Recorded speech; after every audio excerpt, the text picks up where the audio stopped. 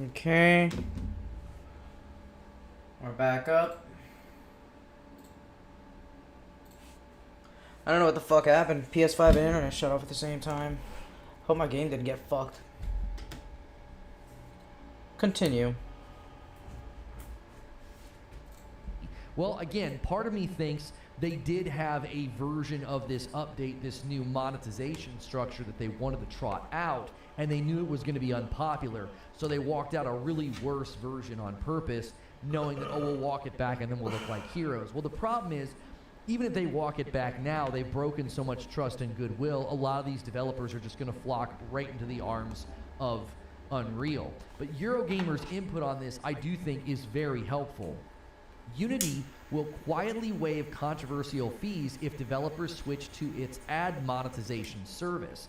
So they just want to kill AppLovin. You're like, what's AppLovin? Well, let's take a look at the article. This is extremely helpful, I think, to get a big picture as to what's going on here. What's the real motivation? A fresh report into Unity's hugely controversial decision to start charging developers when their games are downloaded has thrown fresh light on the situation. Mobile gamer sources say that Unity has already offered some studios a 100% fee waiver if they switch over to Unity's own Level Play ad platform. The report quotes industry consultants that say this move is an attempt to destroy Unity's main competitor in this field, AppLovin. So that's what's going on here. This is not about like, oh, well, we want to walk out this thing, we're going to walk it back. I mean, that still could be a part of it, right? They still could be having a version of this update that they want to push out that they knew wasn't going to be popular. But this seems tied to this situation with the ad system that they want people to switch to. And they're like, oh, well, we'll waive the fee. The article continues because there's more to this, right? The Level Play suite, it allows you to control every aspect of your monetization strategy via in-game ads in Unity games for smartphones with various types of ads, ad testing, and analytics available to serve up commercial content most likely to earn money. We've all been there, right? We've all played a mobile game or seen somebody playing a mobile game, and there's all these ads that pop up. You know, these are especially popular in free-to-play mobile games, right? It'll say in-app purchases, or what they'll do is you'll run out of turns in a particular game, or you run out of a currency, and they're like, well, you can watch an ad to get another life. You can watch an ad to try again, right? They'll do this. Well, what they're wanting people to do is switch to their system because that benefits them, that makes them money, and you can see here. This puts the whole runtime fee announcement in the mediation war spotlight. Consultant, I don't know how to say that name. Unity is saying migrate to Level Play or you will need to pay a crap ton of money, okay? For those small developers, there is no other option but to migrate to Level Play mediation to save their companies. The rest are already thinking about, or other game development engines, Godot or Cocos 2D. So basically what they're saying is, there are people that are facing this situation, this update, and their only answer, their only way to sort of get around these runtime fees is to switch to Level Play Suite, which is Unity's suite for serving up monetization ads inside of mobile games. So this is a giant, I think, like looky-loo. It's like, well, we may have everybody looking over here like, oh, look at this big, terrible thing, and no one's paying attention to what they're really doing. What they're really doing is they're trying to motivate all of the, you know, the mobile customers that are developing games to switch to them because like, oh, hey, we'll waive that terrible fee because the fees are a threat to many of these smaller companies. It's going to be so costly, they will not survive. Like suddenly having this immediate surge of cost for your company's operation will threaten your margins, it'll threaten everything. And when you do that, it makes it so the company can't even run. It's like, well, hang on a minute, we were counting on that money. We can't just pay all that money to you. Well, Unity can ride in on a steed and say, oh, no worries. We'll waive all those fees if you switch to Level Play and use us for your monetization within your games. The article continues. Unity makes an oblique reference to this plan in its blog post on the controversial fees with a note that, quote, qualifying customers may be eligible for credits to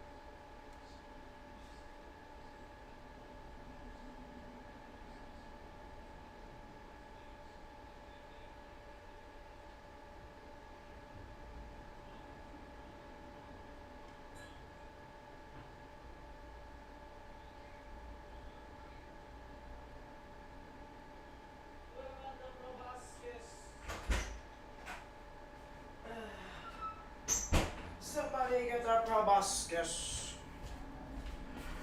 Damascus. Toward the Unity runtime fee based on the adoption of Unity services beyond the editor, such as Unity Gaming Services or Unity Level Play Mediation for mobile ad-supported games. Developers reading the blog post are then encouraged to please reach out to your account manager to learn more. This move puts context into the emphasis that Unity places on its use within smartphone gaming compared to the audience for Unity games on PC and console. So Unity, it says here, has yet to respond because this is the jig is up. That's what they're doing. This is their goal. This is what they wanted to do. They're trying to push the other company off the table, right? The AppLovin company. That's their major competitor for serving up the monetization and the ads within mobile games. And we all know that mobile games are insane. We know that that's the primary driver for Microsoft trying to get Activision Blizzard. They've all but said they want King Mobile. Apple generated more money one year, I think, than like everybody combined. Like, Microsoft, Sony, all of them. Like Apple just taking the 30% cut from mobile games made more money than all the gaming companies out there combined. And so if you think a large portion of that money, a large portion of that revenue is advertisement, especially there was sort of this growing stigma about paying for games on your phone, right? And that's when you got into the Internet's scenario all of fucked up. free, and then it would say in-app purchases. And then the in-app purchases became kind of a nuisance and kind of annoying. So now what they do is they have the in-app purchases and the currency and the things you can buy, but then they have those rhythmic ads popping up every time. The last time I tried to play a mobile game that one of my kiddos enjoyed, I was like, this is terrible. I told my kids, I actually let my kids play some scummy mobile games on purpose, and when they got really frustrated and really sad, I said, these games are trash. The way you feel right now is because they want you to feel that way. They designed the game to upset you, to motivate you to spend money. I did this on purpose. Like I wanted them to see the nasty sort of predatory nature of many of the mobile games that are out there. They do these pop-ups where you accidentally click it, and then all of a sudden you're getting ready to spend money, or there's a pop-up and you click it and it takes you to another game. They're always advertising these stupid throwaway games inside of games that you already have. So we know there's a ton of money to be made in that sector and in that market. And Unity clearly knew this was not going to be a popular decision, but it's a way to essentially say, this is what we're doing, and if you can't survive these fees, well then just switch to our level play suite to do monetization in the mobile games, and when you switch to that, we'll waive all those fees. This is very, very manipulative and coercive. Like they're essentially passively, if not very forcefully, coercing companies to switch to them to waive the fees. And I think a lot of companies are going to be left with no choice. Now, the only thing that could come from this that could potentially be a good thing would be that this type of bad practice, this type of bad structure for engine and charging for installs or reinstalls or demos, all those question marks, all those things that got people pretty upset, I think it's just drawing attention to the good practices or the companies that aren't doing that. It's also a pretty good test case for all the fear mongering when people are like, well, if everybody flocks to Unreal 5, Epic could really do some nasty things and control the market in the future. Well, you can just see how quickly this turned bad and turned sour for the company that tried it, and as far as their stock value, share value going down, I wouldn't be surprised if the CEO is fired or investigated, because they're going to look at this and say, you just did something that lost us a bunch of money. Yeah, that was nuts. And potentially a bunch of present and future customers. Maybe he's convinced them on the back end they'll make it up because of the mobile monetization angle, if they can get enough people to switch to level play. So there you have it, a quick recap on what happened, as well as what I think is the real reason, the real insight into what's going on. So good on Eurogamer to notice that and report on that. As always, these videos usually roll over into a members only debrief. So consider becoming a member and supporting the channel directly. You can click join and do that. If you're not going to do that, you can still follow the channel for free. Hit subscribe, hit the like button, and that gets you into all of my talk shows and my uploads for nothing. So do that, and it supports me as well. As always, if you enjoyed this video, I will see you in the next one.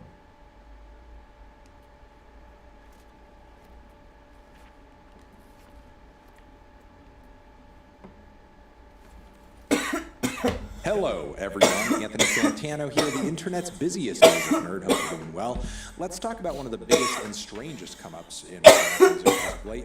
That would be New York hip-hop artist Lil Mabu. Have you seen this kid? I don't ask that because he looks like the kind of bright-eyed white child you would see with missing over his head on a milk carton. I ask because you may have seen him.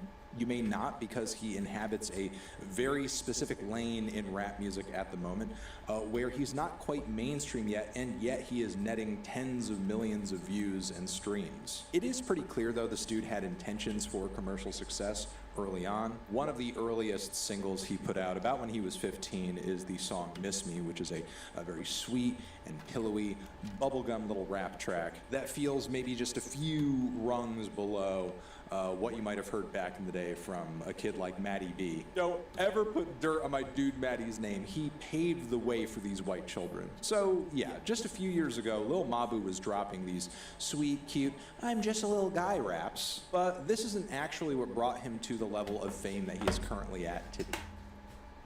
Hold up, we got some chitter chatter.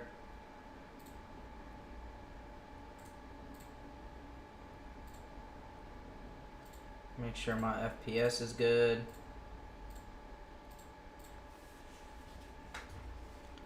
What up, boys?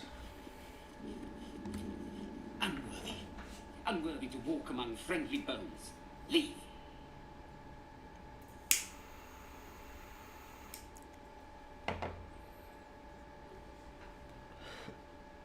Calm down, what are you talking about? Talking of you, intruder, invader, unworthy one. These halls are not for you. Back off, bitch. Try it. A lot more guts than you'd expect. A lot more.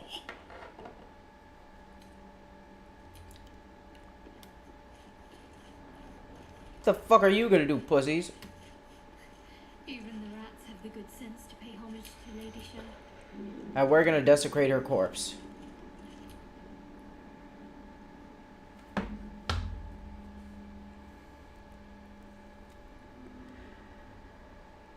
Offer. Oh, wait.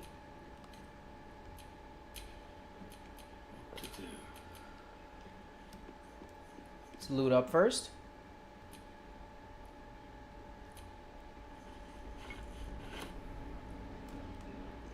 Excuse me, rats.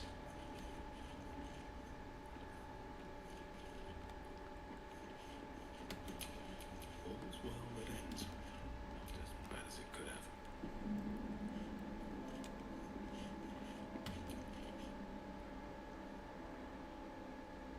A place of offering to the Dark Lady. May she embrace the entire world.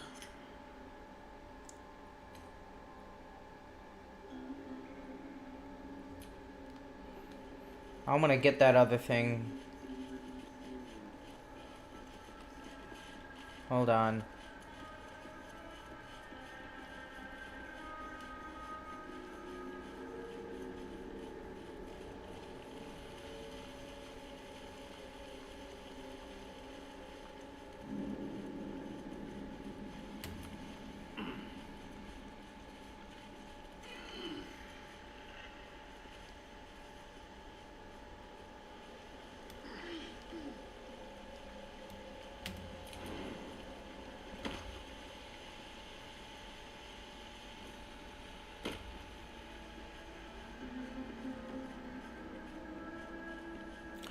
Let's hit this lever.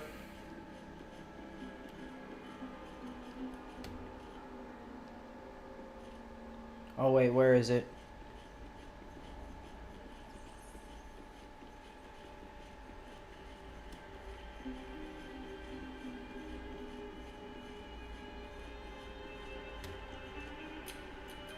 Don't touch me.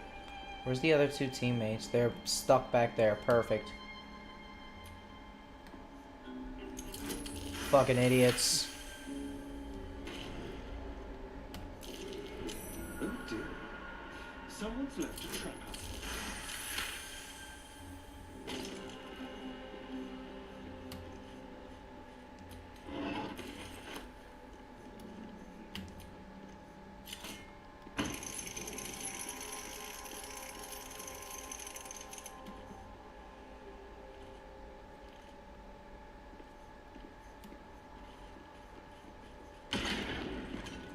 Still can't go.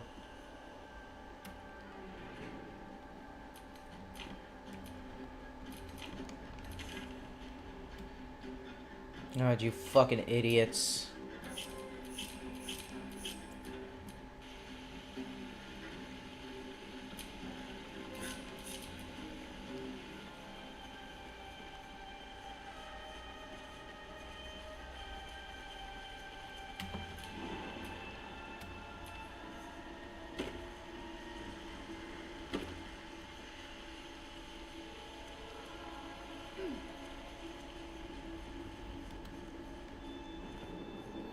Was there any other doors we didn't check? No, we checked all of that there.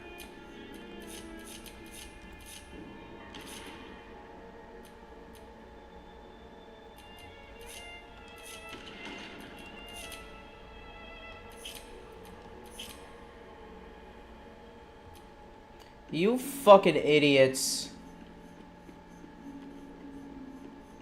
Walk around.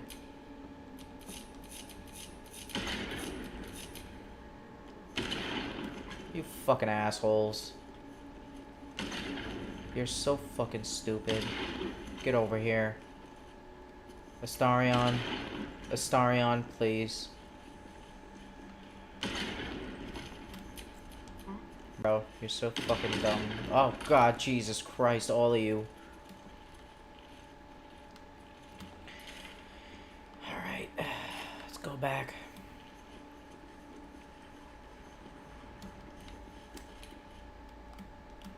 Umbral Gem. Probably gonna have to pray at the altar to unlock that.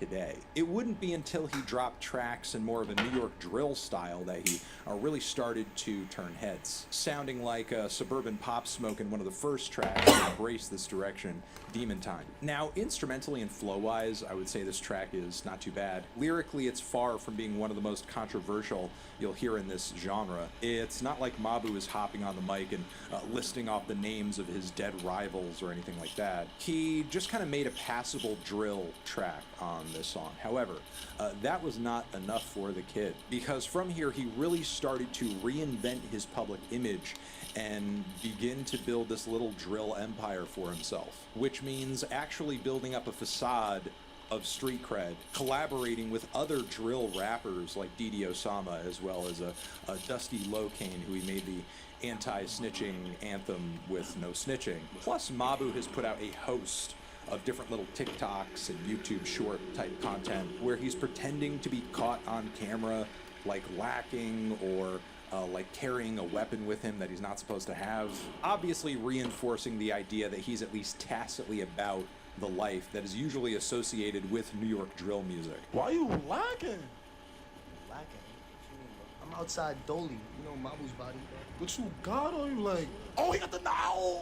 Now, as much as Mabu wants to align himself with this world, at a certain point he does begin to realize that there is value in him looking like an anomaly in drill, looking like an outsider to some extent. It's after this he decides to drop the kind of tongue-in-cheek single, Trip to the Hood. One of his biggest singles so far, where he decides to switch up his delivery a little bit, get kind of screamy, raspy, sounding like a 6ix9ine on one of his earlier bangers. In fact, I would say it's kind of a blatant ripoff. While I get that Mabu's behavior in the track is very intentionally silly, it's still a parasitic attempt to leech some sort of notoriety out of some murder music, while also reinforcing stereotypes about the kind of neighborhoods that black people live in the hood generally. There's literally a fucking crosshairs on one of the O's in the word hood. Now, look, this is not necessarily a commentary on the quality of Mabu's music itself or his lyrical ability. I do think a lot of his singles go just as hard as anything else happening in drill music at the moment, but that's not really the point,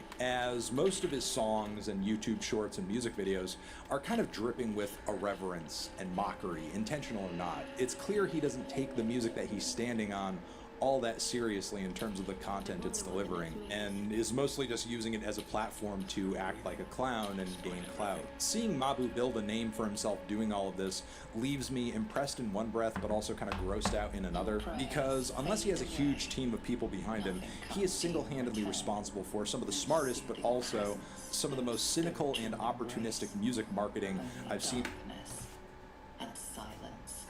Your efforts must be inadequate. You must do more to please Shah going forward.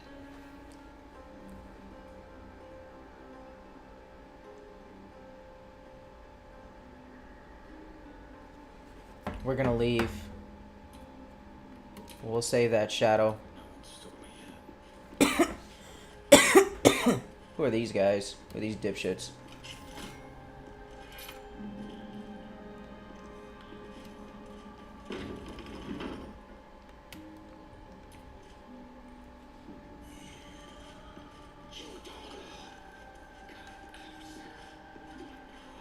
What up, boys? You prowl my battleground. Why? Are you friend? Foe? Thieving scavenger? Everything. You find yourself in a dead, putrid skull, somehow hosting a tadpole amongst a squirm of maggots.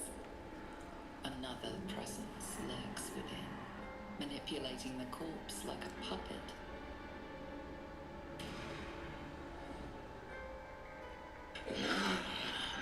A friend.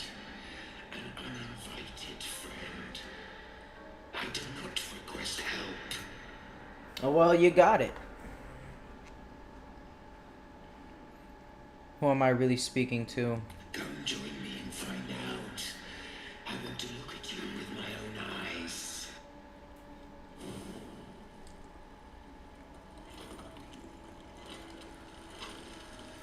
Stinking pile of ogre afterbirth! The queen's hell of the shadows. They found me. What the fuck?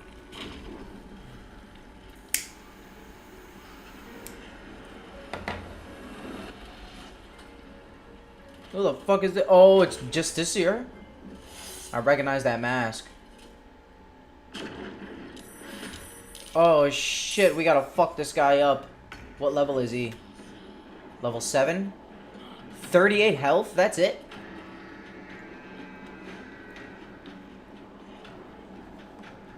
I've been doing some crazy shit. You don't even know.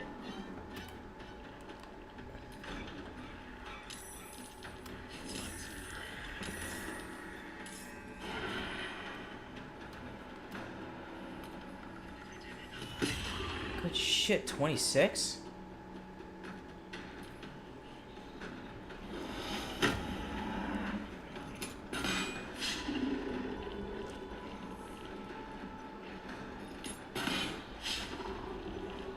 You guys suck.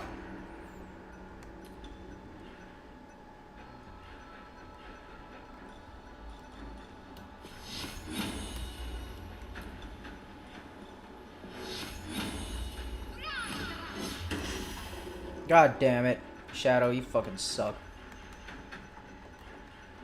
Let's give somebody a boost. Let's rally Lae'zel. I wonder if this is worth the cost. We'll fuck his ass up. 50% chance and a miss. Nice. On my way. I'm running. I'm out. Oh shit. He got the boys after him. Good dodge.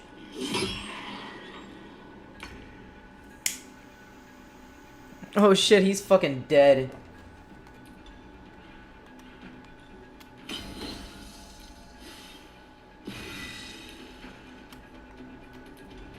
We both get rallies.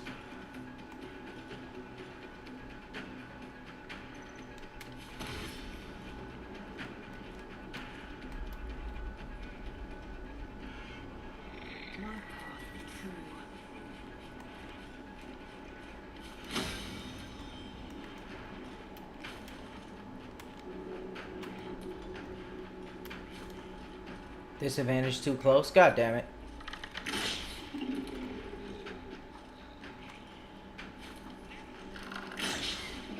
Good try.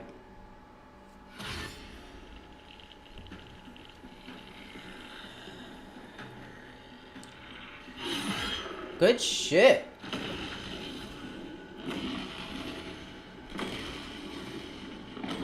Oh, fuck. We gotta kill him. Ranged. Let's kill his boys. Ah, I forgot to use my thing.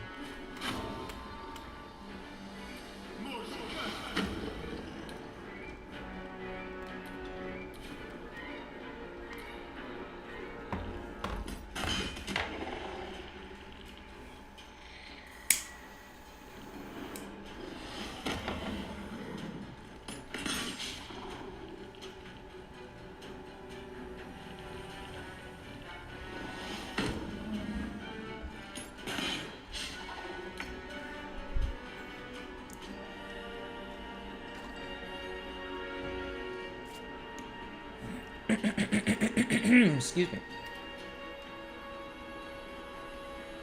Alright, so Shadow's still over here. Let's start beefing up everybody.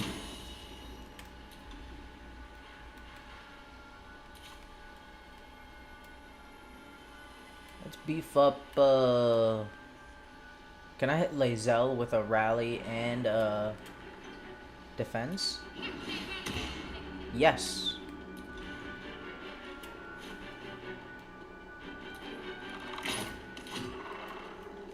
I'm coming, bitch.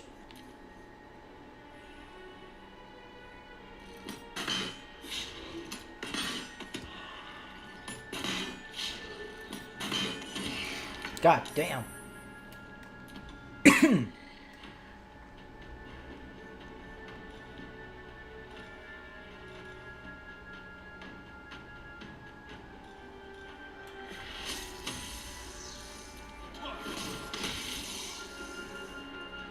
Damn it.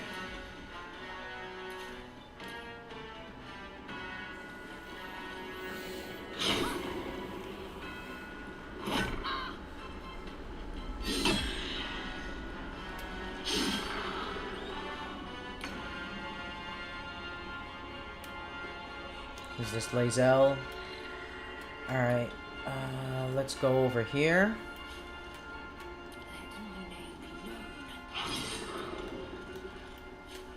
Beat his fucking ass. Fuck.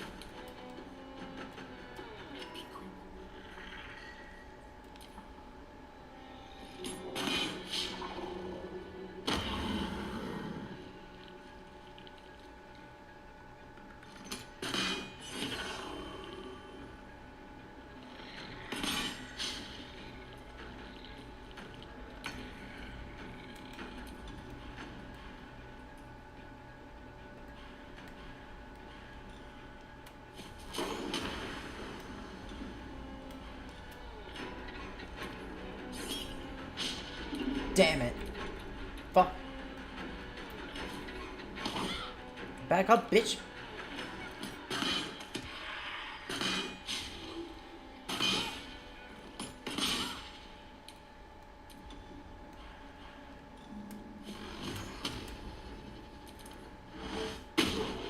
Good shit. Finally, we got a hit.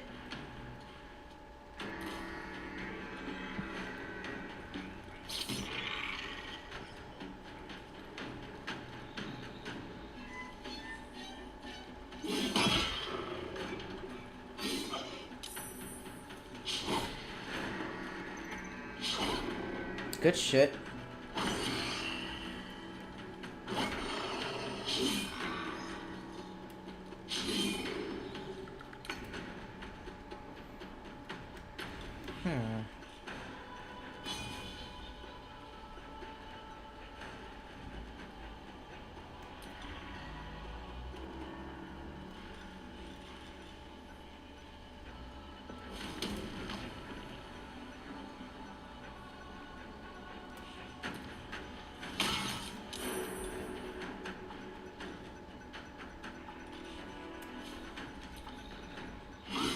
You dumb bitch. Back up!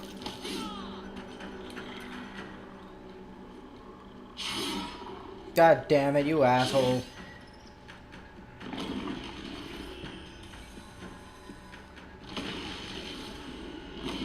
We got this. Just live.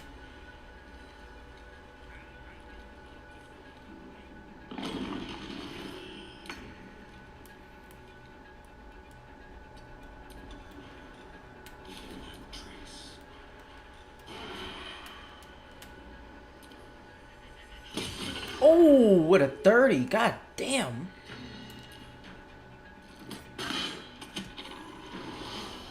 Good shit.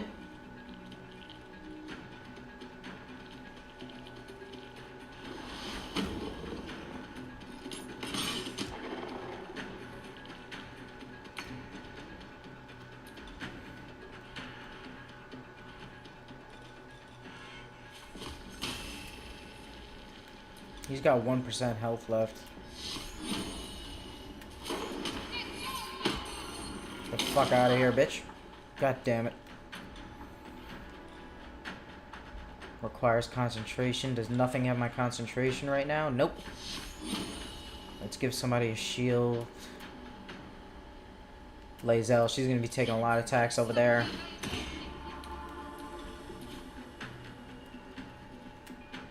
Now let's go over here.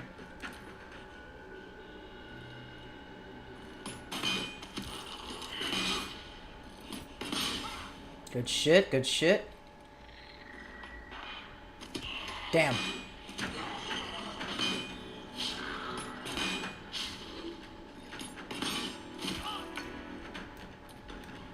Alright, spike growth time. Fuck, can't do it right here. Maybe I can? That guy's dead. This is 3 enemies. That's 4 guys over there. Fuck. Lae'zel's right there too. I gotta get everybody together before I use that.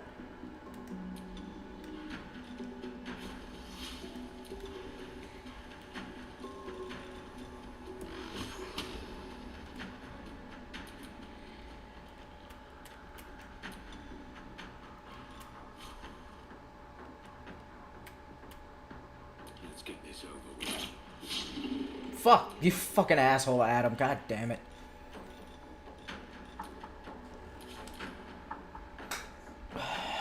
Shit.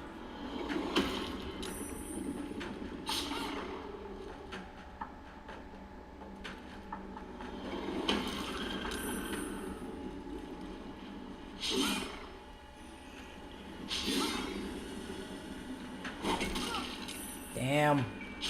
Just getting fucking gangbanged over there.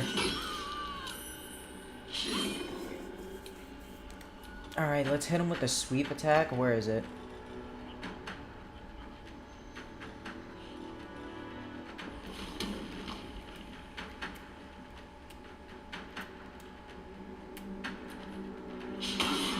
Fuck.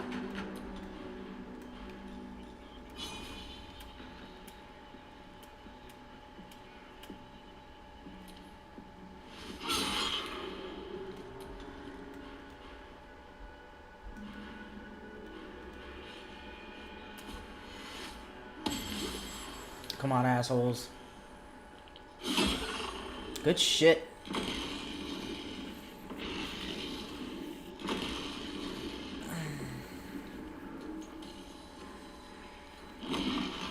Oh, we got a big boy over there. Holy shit. Yeah, we gotta group up together.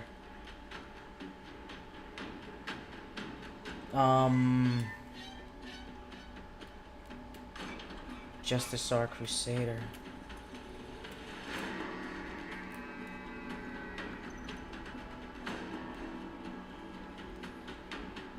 We gotta help out Lae'zel.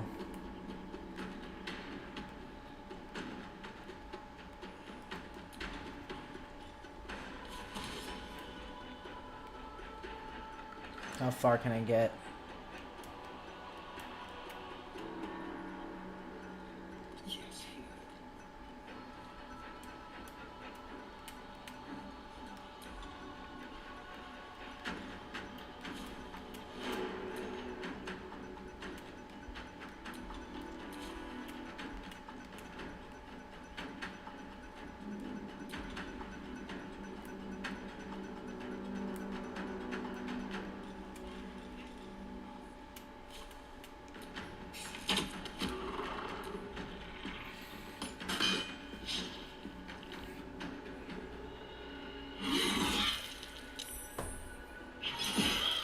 From an independent artist ever. Now, at the end of the day, Mabu, of course, is far from the first person to exploit rap music for personal gain. There are countless rap artists, commentators, and label executives who are guilty of that. But I guess what's rubbing me the wrong way currently is this most recent turn that Mabu has been trying to pull off with his brand and his music. I feel like it's one thing to come into hip-hop or music in general purely with the intention to entertain, even if that entertainment is kind of cheap. But now, after all of this, Mabu is currently trying to sell his audience on this narrative arc where he has graduated school and he's going to show the world he can do it all. As a rapper, as a student, as a whatever he wants to be. The vlog where he stated all of this was eventually followed up with a new song and music video titled At What Cost, which is a piano-back Macklemore-ass track where Mabu is trying to paint himself as like an inspirational figure of sorts, which to me is actually more concerning than any drill track he's dropped up until this point. Because sure, I could personally see the magnetic draw that a sheltered white kid from the suburbs would have toward violent rap music. That has been a phenomenon for decades now. But Mabu 3 pushes further on damage. this track Nice. with an almost cult of personality type energy, where the self-aggrandizement Mabu is doing on this track feels totally disconnected from what he's actually celebrating. Look guys, I did it. I really did it. I gamed the system and made a name for myself with a parody white boy gangster image, and now you should see me as a rap icon, as a move maker, and maybe even a little bit a guy who's a victim of his own success. Which, to me, is like making a vlog bragging about being the best loan shark. I want to load back or this the battle and keep greatest my team used together. car I salesman had them all because you spread out developed for a this. secret trick, for I didn't know all these guys were gonna pop up. The way Mabu portrays himself in this song and music video is completely and utterly warped, which I can only get upset over because what 18-year-old doesn't have a slightly warped perception of self, especially when they have millions of people watching them be inauthentic on a regular basis? I don't really have a solution or an ultimate conclusion for all fucking of this, asshole. in part because I don't find these developments super surprising, and also Mabu's story is still ongoing. While his music and his brand may be nothing but a complete joke to me, in this weird world of clout and short attention spans, he could very much be able to swing his current rap career into something maybe more serious. I guess we'll see if he can pull that off, or if he will completely go up in smoke, distancing himself from the violent and braggadocious drill aesthetics that he wrote in here on. Those are my thoughts on all of that. Let me know yours in the comments and wherever else you want to throw them at me. Over here next to my head is another video you can check out. Hit that up or the link to subscribe to the channel. Anthony Fantano, Lil Mabu, forever. Hey y'all, today we're going to talk about why therapy sucks for men. And that may sound kind of confusing because here I am a man, here I am a psychiatrist. Ooh, got him with doing 12 psychiatry damage. Good with shit, men. Adam. So what on earth am I talking about? Why do I think therapy sucks for men?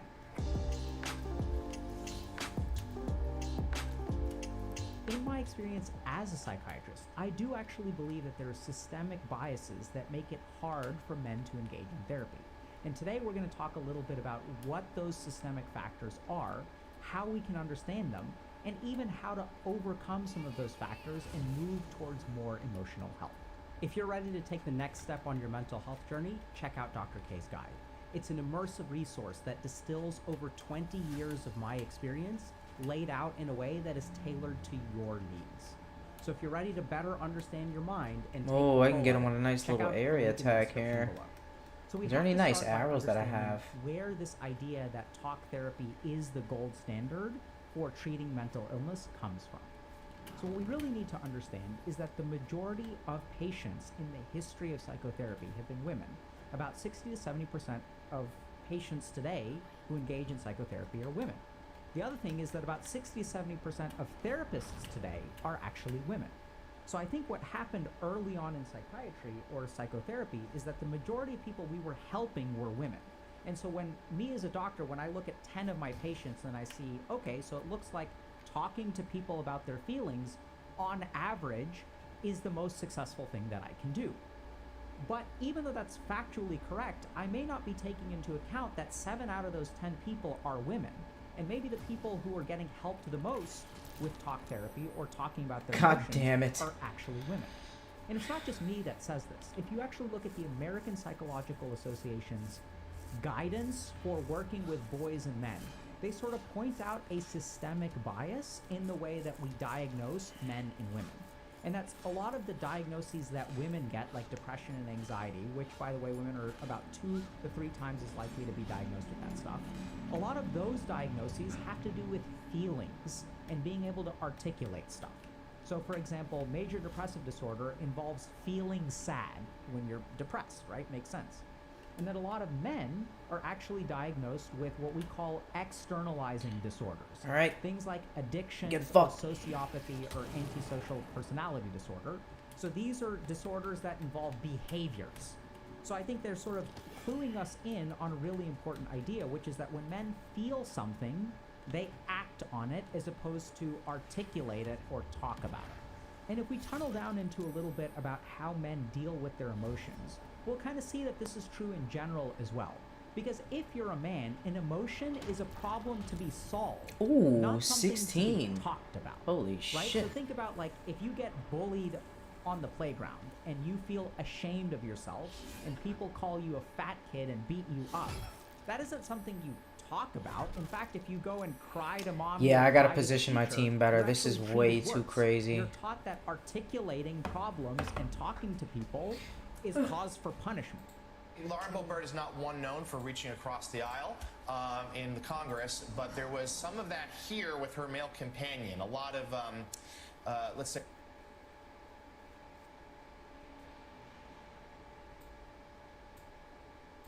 Lauren Boebert is not one known for reaching across the aisle in the Congress, but there was some of that here with her male companion. A lot of, let's say they were handsy in their behavior. Jerking him off.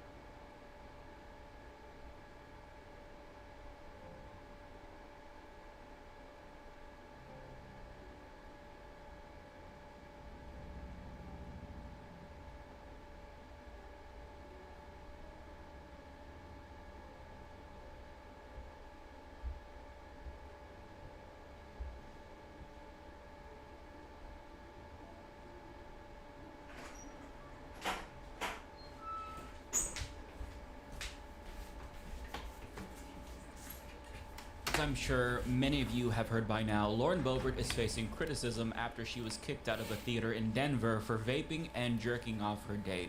And since we learned about her perverted, dare I say groomer-like behavior, she's faced quite a bit of backlash expectedly. But one thing that I did not anticipate was fallout from fellow conservatives who are also criticizing her, primarily conservative women who have a lot to say about this. But before we get to that, let's catch everyone up to speed who hasn't been following this amazing story. The Denver Post reports U.S. Representative Lauren Boebert was escorted out of a Sunday night performance of the Beetlejuice musical in downtown Denver, accused by venue officials of vaping, singing, recording, and causing a disturbance during the performance and jerking off her date. The incident reports And that jerking after off her receiving date. the Yeah, don't forget intermission that. warning about 5 minutes That's into important. the second act, security officials received another complaint about the patrons being loud, and at the time they were recording. Taking pictures or recording is not permitted at shows. The report quotes one of the ushers, quote, "They told me they would not leave. I told them that they need to leave the theater, and if they do not, they will be trespassing. The patrons said they would not leave. I told them I would be going to get Denver police. They said go get them." The report said after the two patrons were escorted out and reached the building's vestibule, they resisted leaving and said stuff like, "Do you know who I am? I am on the board and I will be contacting the mayor." Now, I for one am not surprised at all that her first instinct was to go full Karen when she was being escorted out. She also reportedly flipped off the usher who was making her leave. And I think it's really bold of her to throw out a "do you know who I am" when you might want to Alright, we downplay got rid who of you that are in set. this situation after you were escorted on, boys. out because Let's you were go. literally publicly jerking off your date. The audacity of people like Lauren Boebert. But as she said all of this, she seemingly Alright, let's wasn't get aware prepared. of the fact that Got some there free was turns. security cameras, and on top of that, they caught her in the Alley act, shadow. in the dark. She didn't think that they could see what she was doing with her partner, but they saw everything. But before she realized that this was the case, this was the patronizing response that her campaign manager, Drew Sexton, put out. Now, first of all, he denied that she was vaping, but she was. It was captured on camera, as I stated, and she was doing it in front of a pregnant woman who asked her to stop to make matters worse. But she claims that she was kicked out because she took pictures and was unaware that she couldn't do that. Now, she literally had her camera flash on, and as someone who's only been to like 2 plays throughout my entire life, even I know that flash photography is never permitted at these plays. So, again, this was the response, keep in mind, before they knew about the security camera footage. They were Let's go, incredibly boys. arrogant. Quote, "I can confirm the stunning and salacious rumors in her personal Oh, we can time, attack the- Congresswoman what the Lauren Boebert fuck? is indeed a supporter of the performing arts, gasp, and to the I didn't know dismay of that. a select few, Holy shit. enthusiastically enjoyed a weekend performance of Beetlejuice," Sexton wrote in a statement. Now, seeing how cocky they are is very important because you're going to see the response completely change once they learn that everything was caught on tape. Everything. But before we get to that, this is what Boebert said in response in an interview with Newsmax or OAN, one of the far-right networks. But here's what she said. Kevin McCarthy, the Speaker of the House, announced an impeachment inquiry yesterday. We're facing a government shutdown and trying to fund the federal I did government. not We have know I right could over the destroy southern them. border. We That's have, interesting. Zelensky threatening That's to send, very interesting. refugees here. And what's the top story? Lauren Boebert getting kicked out of the I don't know how theater fast I in could Denver, destroy them, Colorado. though. What the media does. It's what the media does. So Yes, what it is. went What they down? do. I was a At least little now too, that I know that. eccentric. I'm very known Let's go over for here. having, Let's stick to over here. Animated It's a nice spot. personality, maybe overtly animated personality. I was laughing, I was singing, having a fantastic time. Was told to kind of settle Good it shit. down a little bit, which I did. But then my next slip up was Oh. taking a picture Nice of miss. Right. Can't the take cast. any images of the play. I've done it too. I've snuck them. Right. So you got thrown out because you took a pic and you weren't supposed to. But you know what? 16 Here's health, my whole that's thing. it? There was no arguing. Oh, There's reports shit. saying that I was arguing, threatening to call the Denver mayor. I don't know why I would ever call the Denver mayor. I think he would have tried to lock me up. Yeah. There reports saying I was on the board of something. I don't know what I'm on the board of. I'm on the edge of a lot of things, let me tell you. Well, probably the people that complain, here's what I'm thinking. You're in Denver, Lauren. It's very liberal. The people that complained to the ushers that you were being noisy could have recognized you and been like, oh, I think that's they that did. MAGA girl. Yeah, exactly. You know how they are. I get it. Congresswoman Lauren Boebert, I think you explained it well enough. I don't know if I should try and take they're out the actually bubbles. going with the conservative They're victim way complex too narrative. strong. How They're gonna get way too strong. I have to. Even with Russell Brand, who was credibly accused of I have rape to with evidence try by 4 different at women. least. Well, it's because he's a conservative and he's being targeted because he got a little bit too close to the truth.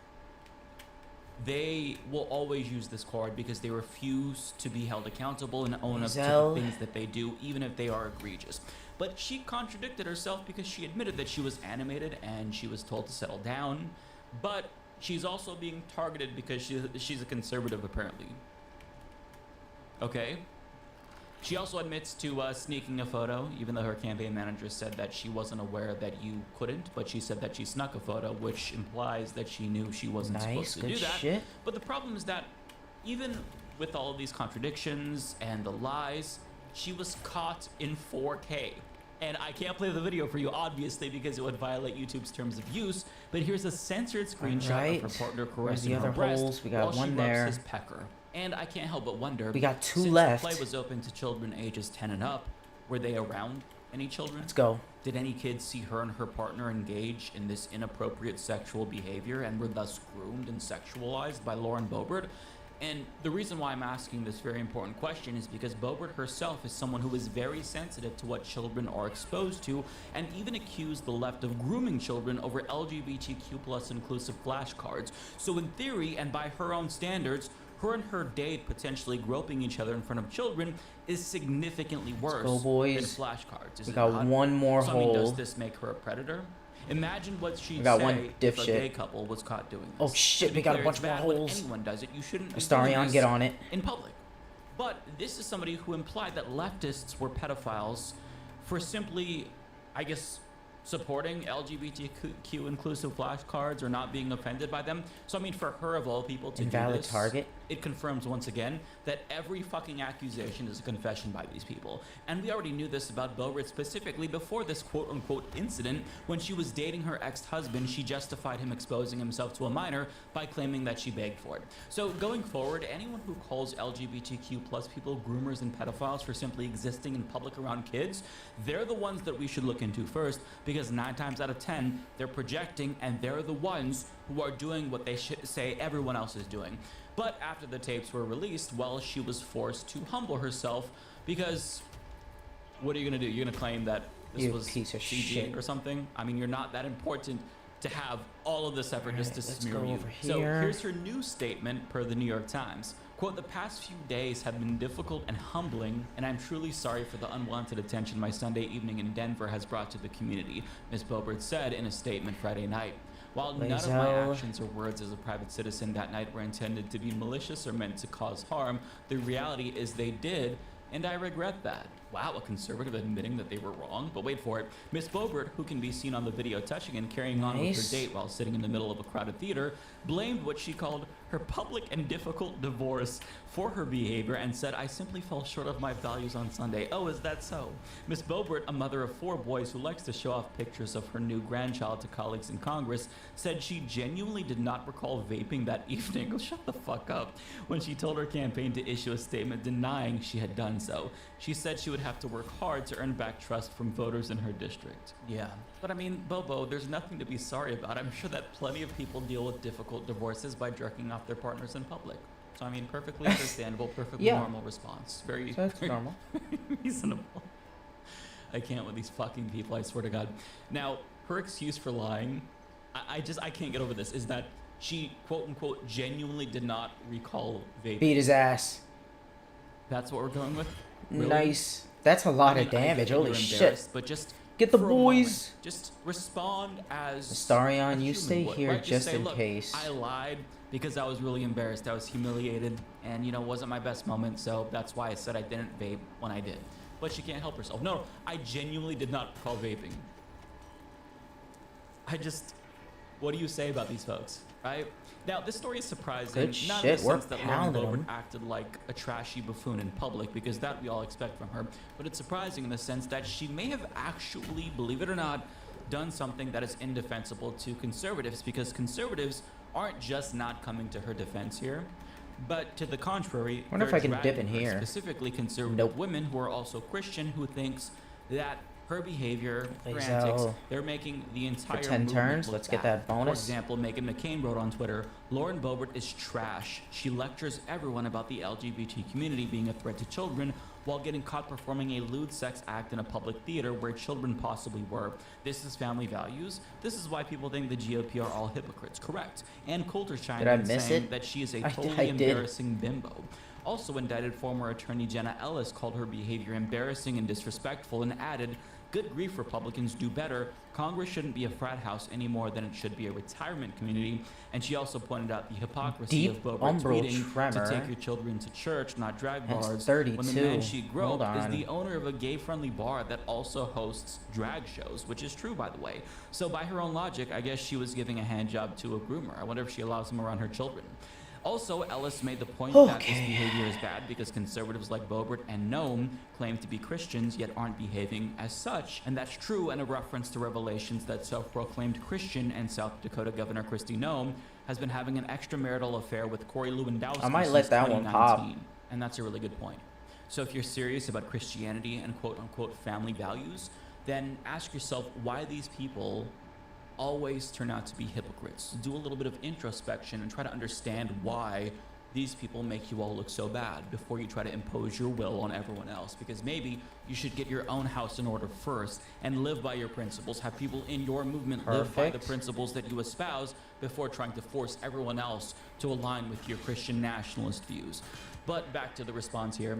I actually never thought that I would say this, and it makes me feel a little Beat bit his ass. uncomfortable admitting this, but Megan McCain and Coulter and Jenna fucking Ellis are all pussy. 100% correct simultaneously. Very, very weird world that we're living in here. But since Lauren Boebert is one of the loudest Starion, crusaders against we need you LGBTQ over women, here. I mean, it really demonstrates that these people, they have no values. They never cared about anything but demonizing queer people. And for those who've been paying attention, this isn't surprising, right? And the problem is that she's already on thin ice with her constituents, but this is probably going to make things a lot worse. Because an August poll by Keating Research found that she is narrowly trailing her Democratic opponent, Adam Frisch. And to make matters even worse, 53% of her own constituents hold a negative view of her, compared to 42% view her favorably. I wonder how much Alright, that's let's going go. to change now that she was caught jerking off. Oh, that was good. Now keep in mind that she won her last election by just 551 votes. So I say, I think we ought to let this good. guy spawn. Keep it up. Let Keep them spawn it exposing in the yourself spike more and more growth. to your constituents, figuratively, not literally. by Let's the way. go. And continue to act like a buffoon in public because you are digging your own political grave at this point, and I applaud you for it. Keep doing it. Penis and Please, Al. vagina. Penis and balls, vagina. P-word and balls, vagina. P-word and balls, vagina. Ass, ass, ass, vagina. She stroked my face Vagina. with the vagina. She stroked my penis and balls. Angels and words and symbols. I'm sorry, Grandpa is thinking, but there's a little left. All right. What are you guys doing? You fucking assholes. You dummies. Penis, balls, vagina.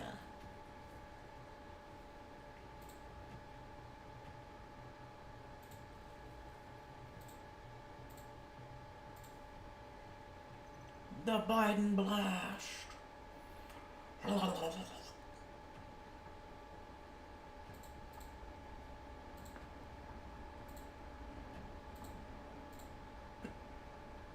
It's gay to care. That's true.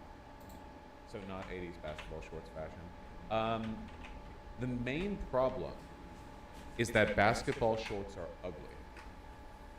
I'm sorry, they really are. They're literally athletic wear.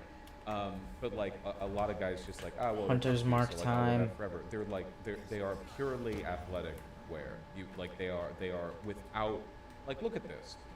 Incredible how on a body like this, these still manage to look bad. Like it has to be a really unfashionable item of clothing to have a body like this and to be wearing them and for it to just be like the, you know, like somebody who looks like this should theoretically be able to wear basically anything and look good, but the basketball shorts are just not. Like they're for basketball, you know. That is what they're for. They are athletic shorts. They are unparalleled in their ability to allow you to move your legs around. But a lot of guys just wear them everywhere, you know. And I'm speaking from experience because I wore basketball shorts. Nice. Holy shit. Double critical. Sports outfit or the sports uniform T-shirt.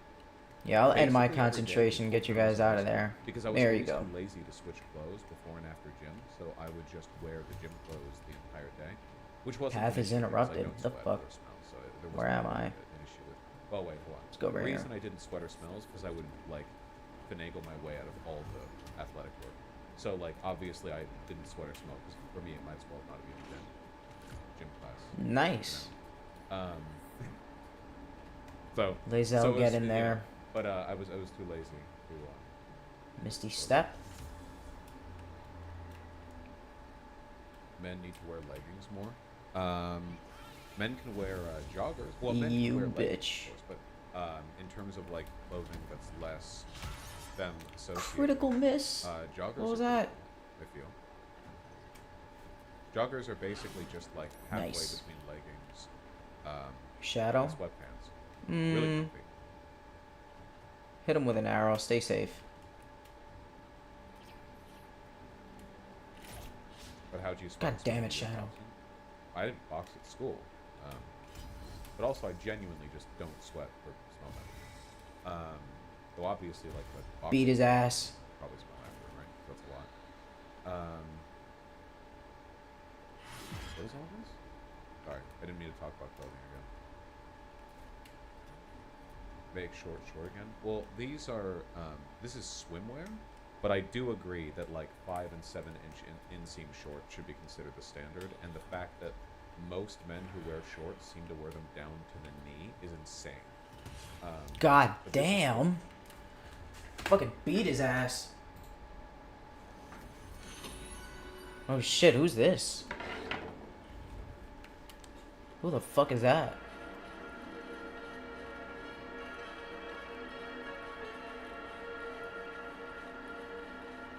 Wait, who the fuck was that? Oh. What up, guys? Head inside. Now. Okay, let's get some loot.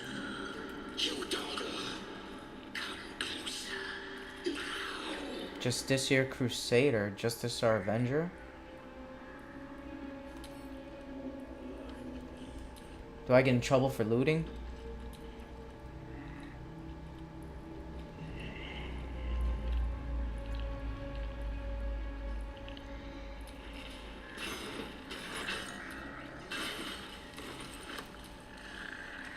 Oh, I'm cumbered. Hold on. Hold on, guys. I gotta loot.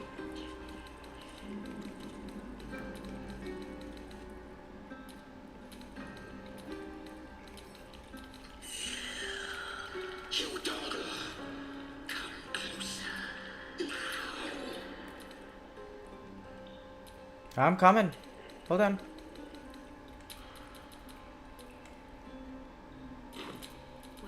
Shadow, get to looting.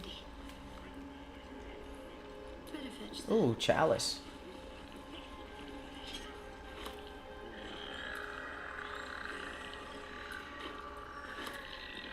So much loot.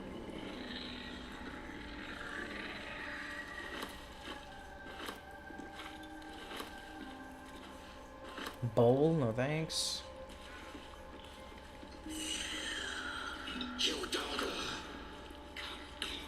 Shut the fuck up! I'm looting.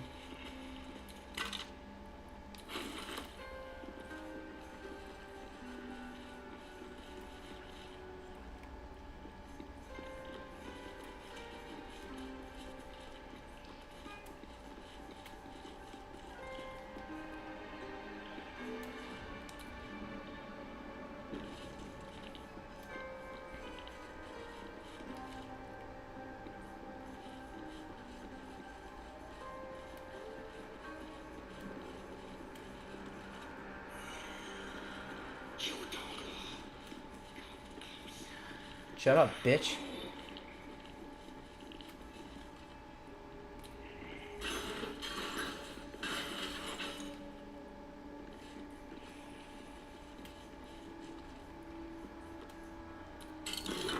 Ooh, nice.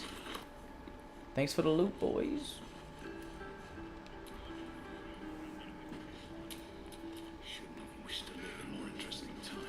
What up, baby boy? Are you the trader? There's not a single shop down here. Ah, the interloper. And in one piece as well. Yep. Not just any true soul would have succeeded in following my path through this place.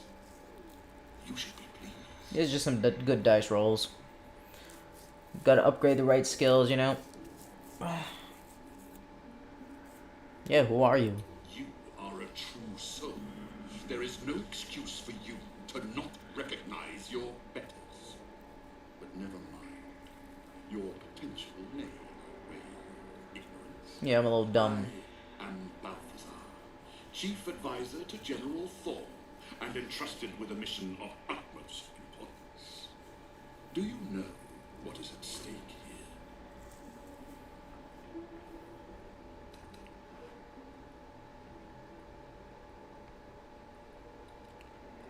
Dice roll. Shadow, we need that bonus.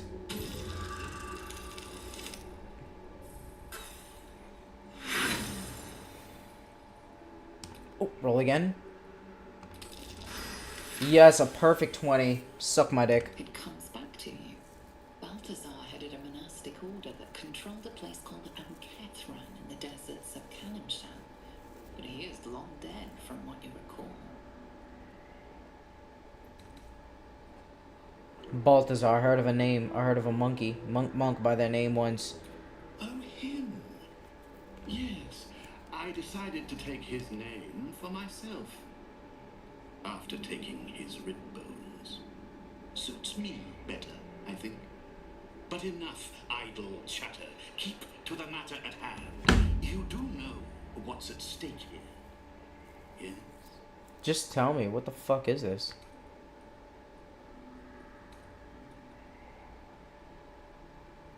Enlighten me. There is a relic here.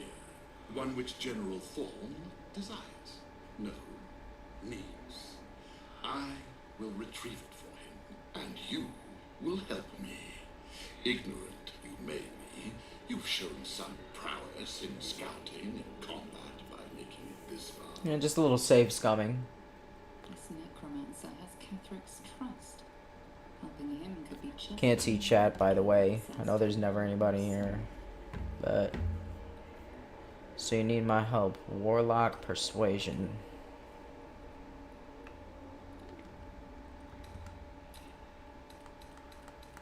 That was a good battle.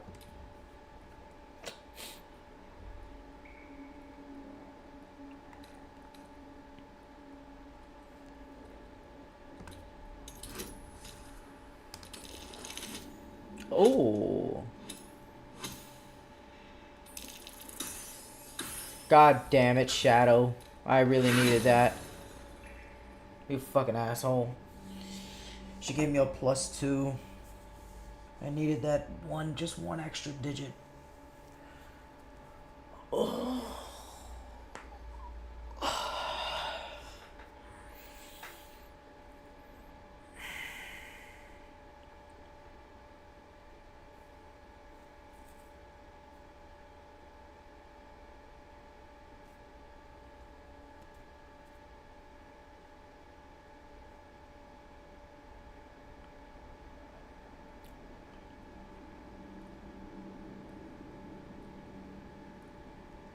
This necromancer has Ketherick's trust. I do not need the relic. Is I will. I trust this gas bag about as far as I can throw it, which isn't.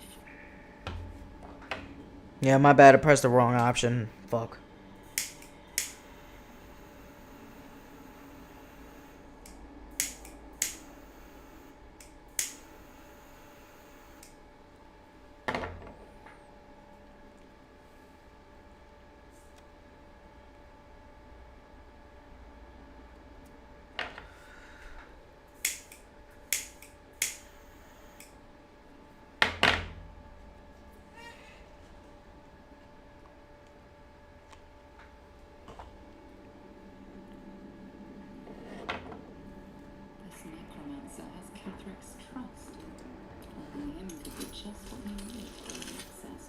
beautiful.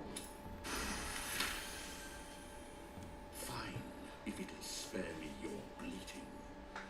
The relic lends the general his strength, his invulnerability. It must be recovered before his enemies attempt to exploit it.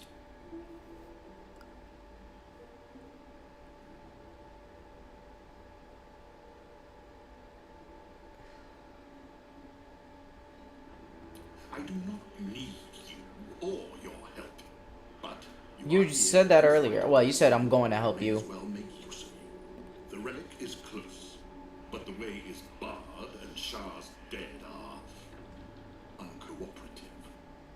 Clear the path for me by blade, cunning, or whatever it takes. I will remain here until you have succeeded or fallen. I'd trust this gas bag about as far as I can throw him, which isn't far. But perhaps better to play along for now. Persuasion. Double roll. We need it. We need every last bit of shit we can get from this guy.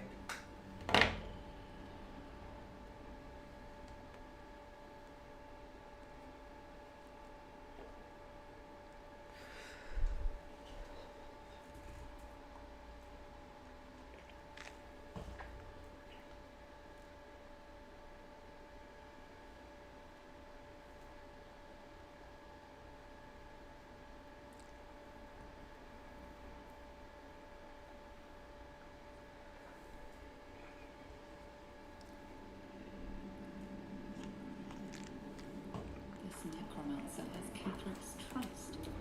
I'm to be just what I need to get Perfect. You dumb bitch. Give me some more help. Fine, if it'll spare me your bleating. The relic Oh, lends wait. the general his strength, Fuck. his I accidentally loaded. I didn't save. It must be recovered before his. I do the relic. I will. I'd trust this gas bag about as far as I can throw him, which Persuasion. isn't far. But perhaps better to play along. Nice. You dumb bitch. Fine. I will assign flesh to aid you on your way. Ring this bell, and What? he will come. Let's go. My brother is no intellectual powerhouse, but he is strong, loyal, and punctual. Should a fight turn against you, remember the bell.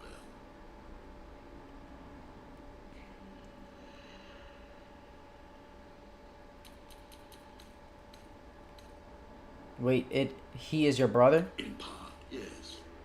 My poor unborn twin. Mother always resented me for it, said I strangled him in the womb. If you can believe such tripe. Besides, once I developed my powers, I fetched him from the graveyard and brought him back. Gave him a new, better body. Alas, Mother was not pleased. What the fuck? Man. This is like doubling as a fucking horror game. I don't know, like sci-fi horror. Not sci-fi horror, like fantasy horror. This is fucking nuts. What happened to your mother? We're still close. She's in a jar on the shelf. Over there. Interesting. Take the bell. Flesh will remain here until called. But don't fear. He has very sharp hearing. I chose his ears myself. Now, get to work. And I don't want to see white marks on it. Where's the bell?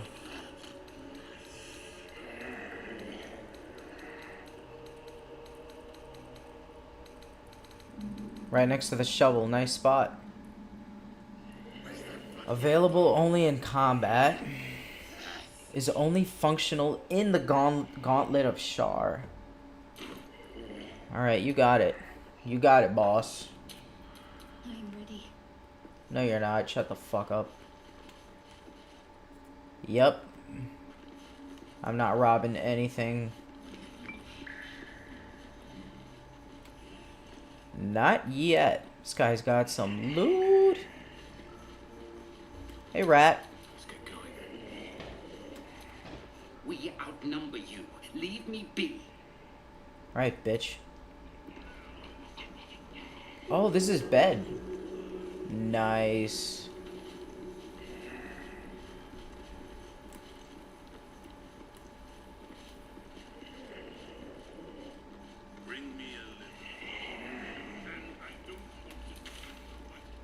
Alright, let's continue on in. Let's get it. What's in here? Loot. Vault door. Oh. Oh.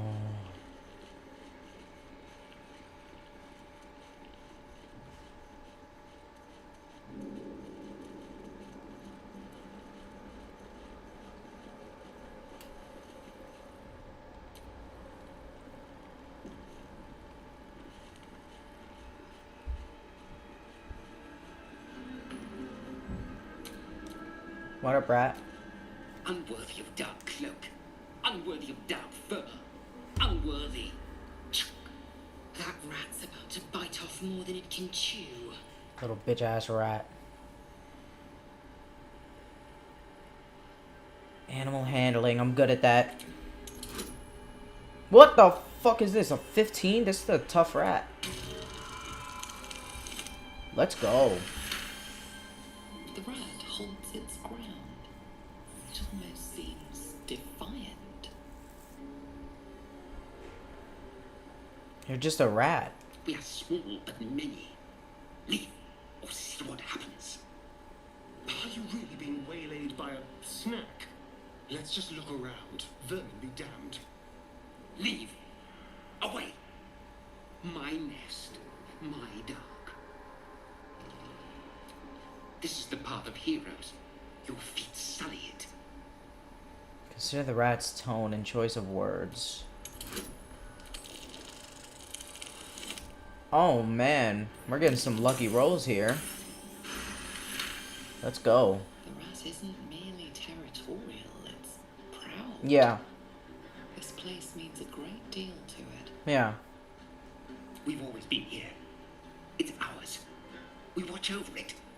You do not belong. I'm gonna leave. I'm gonna leave you alone. You enjoy shitting. Oh, we got a teleporter. Is that blood? No, never mind. 2 legs. Too familiar. Alright, we got a teleporter. Time to take a long rest.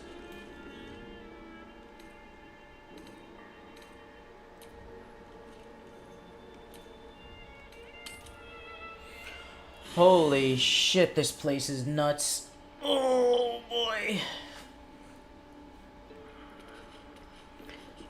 Let's get some good old sleep now.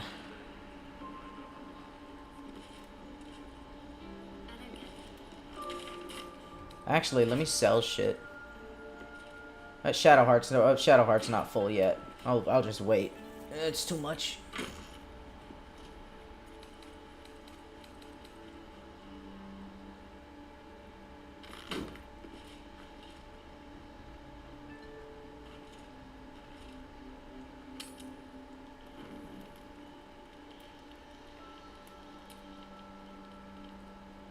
What do you mean I don't have enough camp supplies? Why does it tell me that? I definitely do have enough.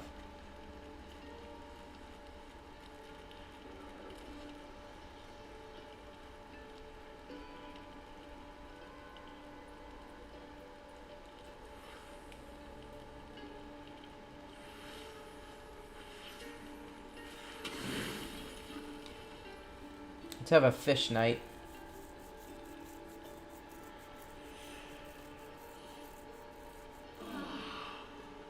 Oh, group orgy.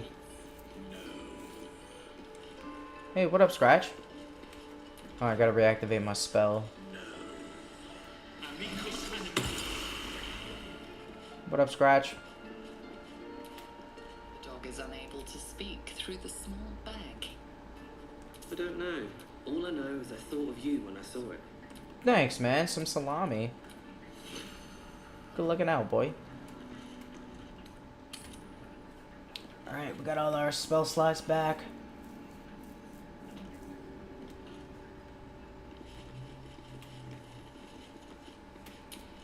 Wits and blades, wish up. The Hall of Heroes. Let's go here first. He's not gonna be happy when we go down there. What the fuck is this? Elevator. Advanced Shar elevator. What the fuck? I'll take the incense. Phase.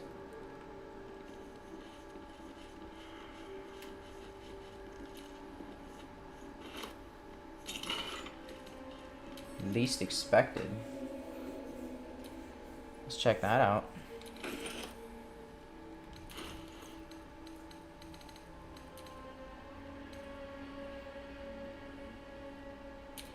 Still alive. So that's progress. Does 5 to 10. Weapon enchantment +2.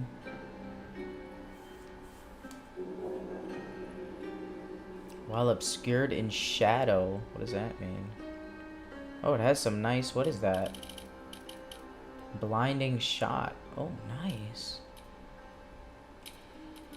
Maybe for Starion?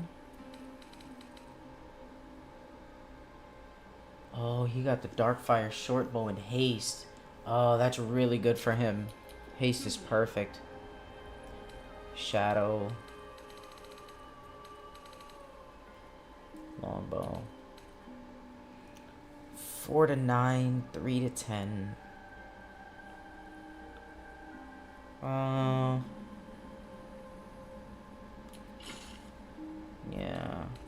I don't know.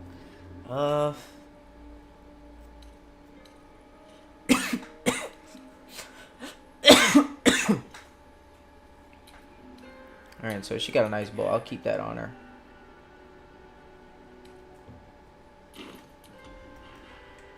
What's next? Organizing your weapon slot.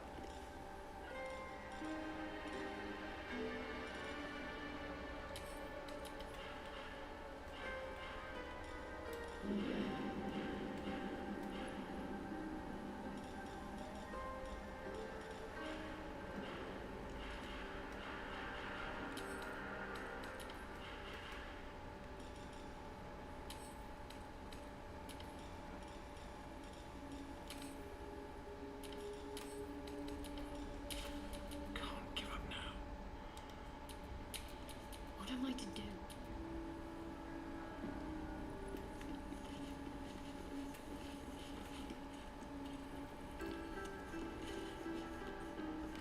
Got this down here.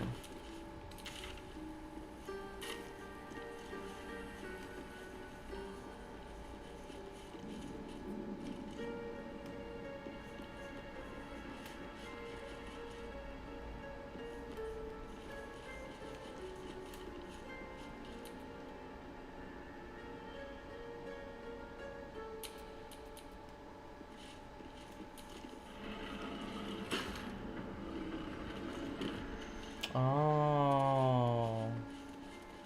Still can't touch this, right? We can.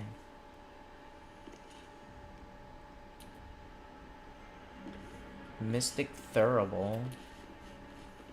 Umbral Gem.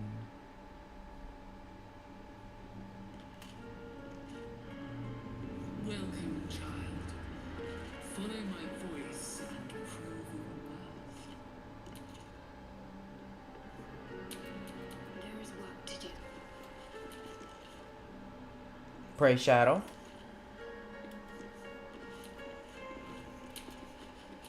No time to rest. Alright, let's go. Man, Lady Shar ain't shit.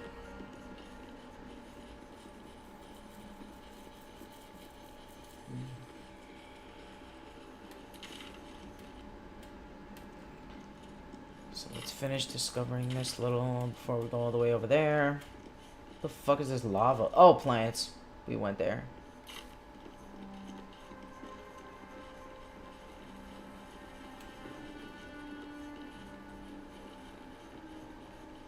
Okay. Let's check this. Nothing. Nothing, nothing, nothing.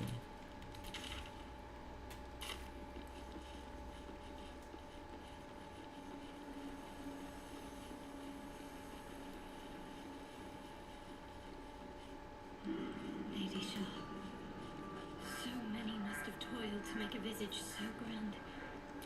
It's beautiful.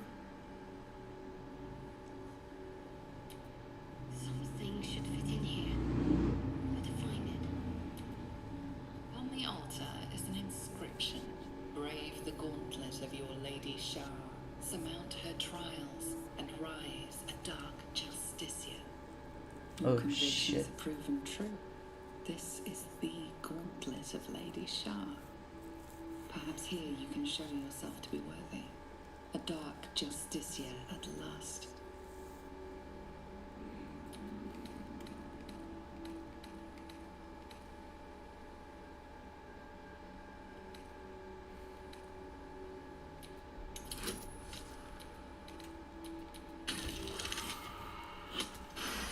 It's time to share some history. The Dark Lady's cadre of elite warriors. The most faithful, the most envied, the most ruthless.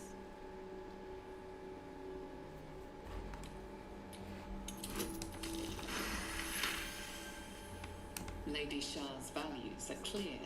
Her children must excel in stealth, combat, and navigating her sacred darkness. Lastly, she asks for a sacrifice. To become a dark justiciar, one must spill the blood of a Selûnite. There are recesses on the altar that look intended to house something. Another such receptacle already contains a gemstone. Shadow, are you gonna kill a Selûnite? Well, my day just improved. Oh, she's just You do want horny. something. She's chilling. Nice. She's on her way to become a Dark Justiciar. So we gotta get that ball, traversal gem. Might not be the time. It's not the time, yeah, you're right. Damn, this place is fucking deep. Holy shit.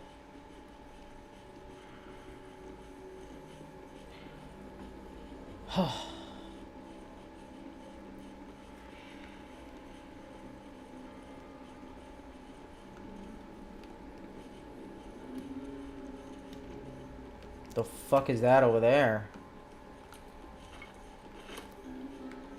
I'm ready. Whatever it takes. What the fuck? It's Suicune. It's a Ninetales, Naruto.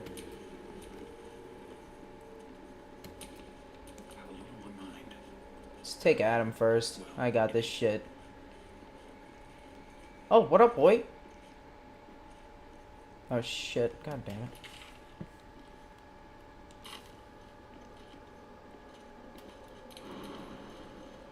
Come on, guys.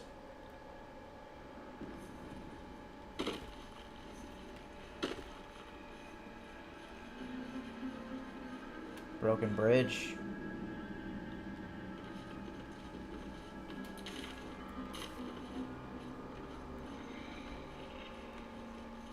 What's this up here? Follow the dog. What up, boy?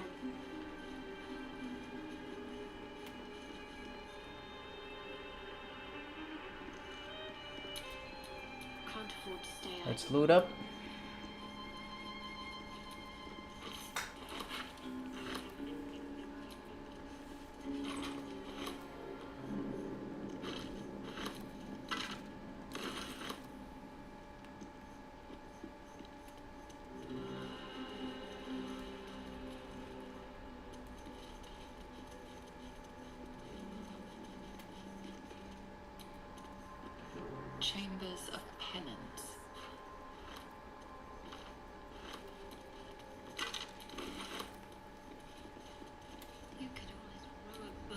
here with all the blood that was spilled? What happened? There's something out there. I can feel it. It's a dog.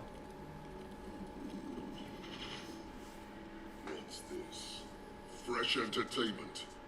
Who the fuck are you? Fresh for this place. Oh, tiefling. There's a whiff. Or a devil. I don't know if they're the same. A new arrival, then. You burrow too deep, little rabbit. No, never mind. Where is this guy? A displacer beast. Oh my god. There's a lot of them. Holy shit, how the fuck do I get on top of there?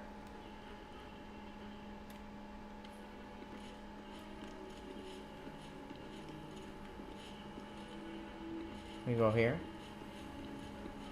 Oh, nice. Hey boys. How much health does he have? Your gear? Nice. Alright, hold on. Let's get the squad ready. I'm about to fuck this guy up. And that dog.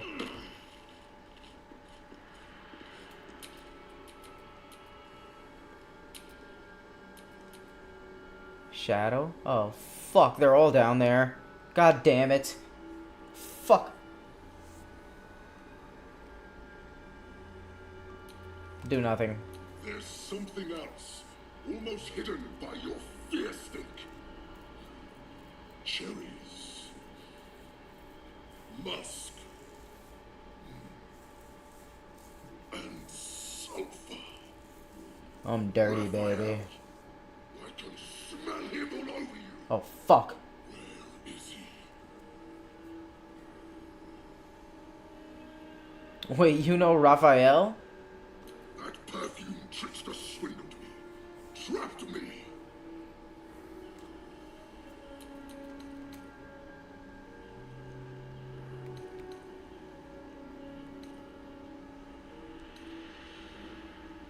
There's nothing stopping you from leaving. I know a way out.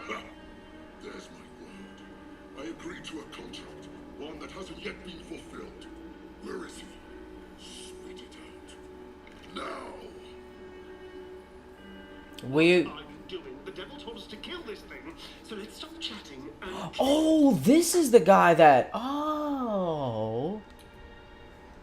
That's the guy that he wants me to kill. No problem. Absolutely no problem. I don't see an issue with that. You know?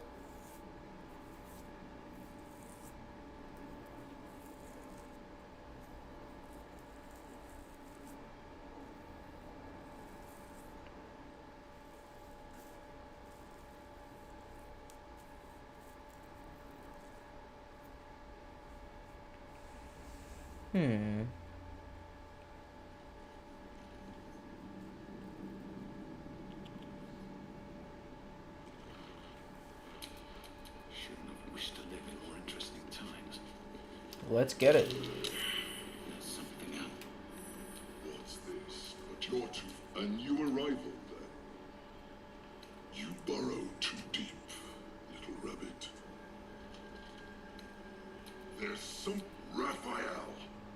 I can smell him all over you. That perfume trickster swindled me. Trapped me.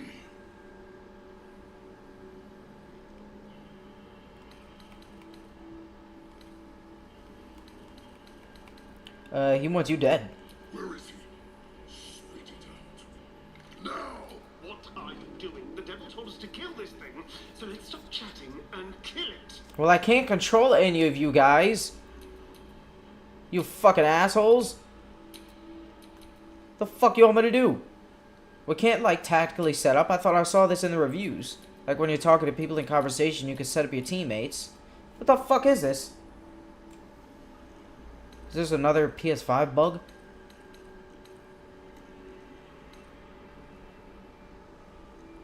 If you won't speak, then you don't need to draw breath. what I want, or I'll feed you to my pet over a tender. He keeps asking me. I'm not gonna tell you, bro. Bold of you. Stupid, but bold. Okay.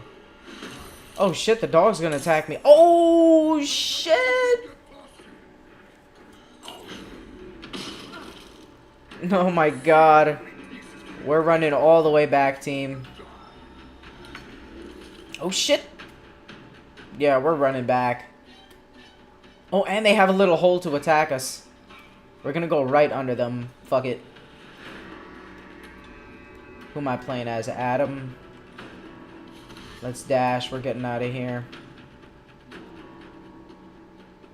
Well, why not? Level 1 spell slot. Oh, level 1 warlock spell slot. Perfect. Yeah.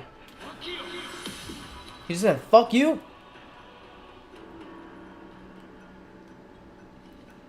Yeah, let's go right here.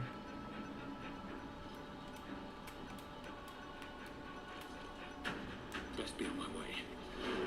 I'm out. Astarion.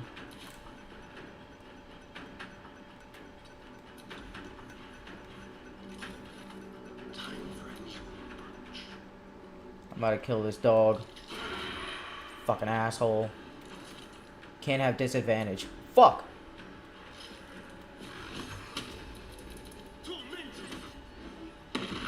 Dumbass. I'm out. Lae'zel. Rally.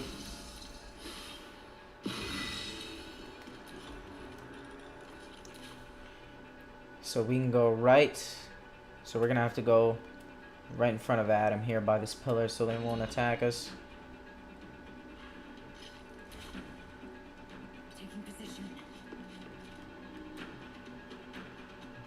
Yep, perfect. Well, maybe one of them might be able to get me. Let's go over here. Fuck it.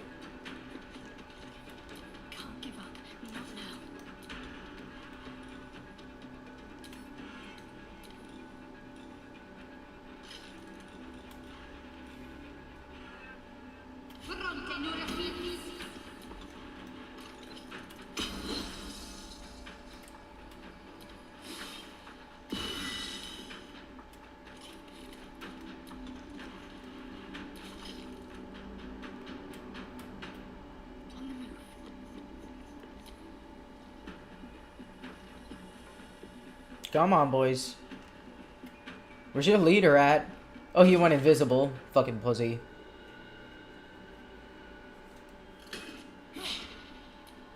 Charm his ass. Oh, lucky.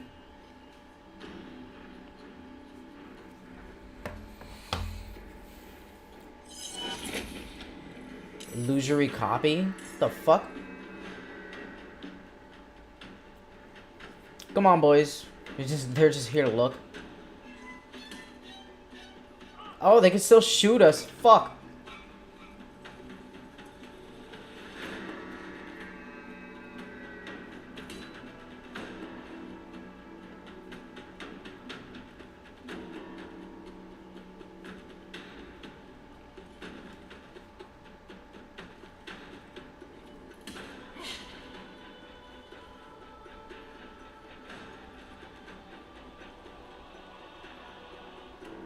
You know what? Fuck it. I'm gonna split the party up, go in by myself, start conversation, and leave, and switch to my other teammates and just walk around.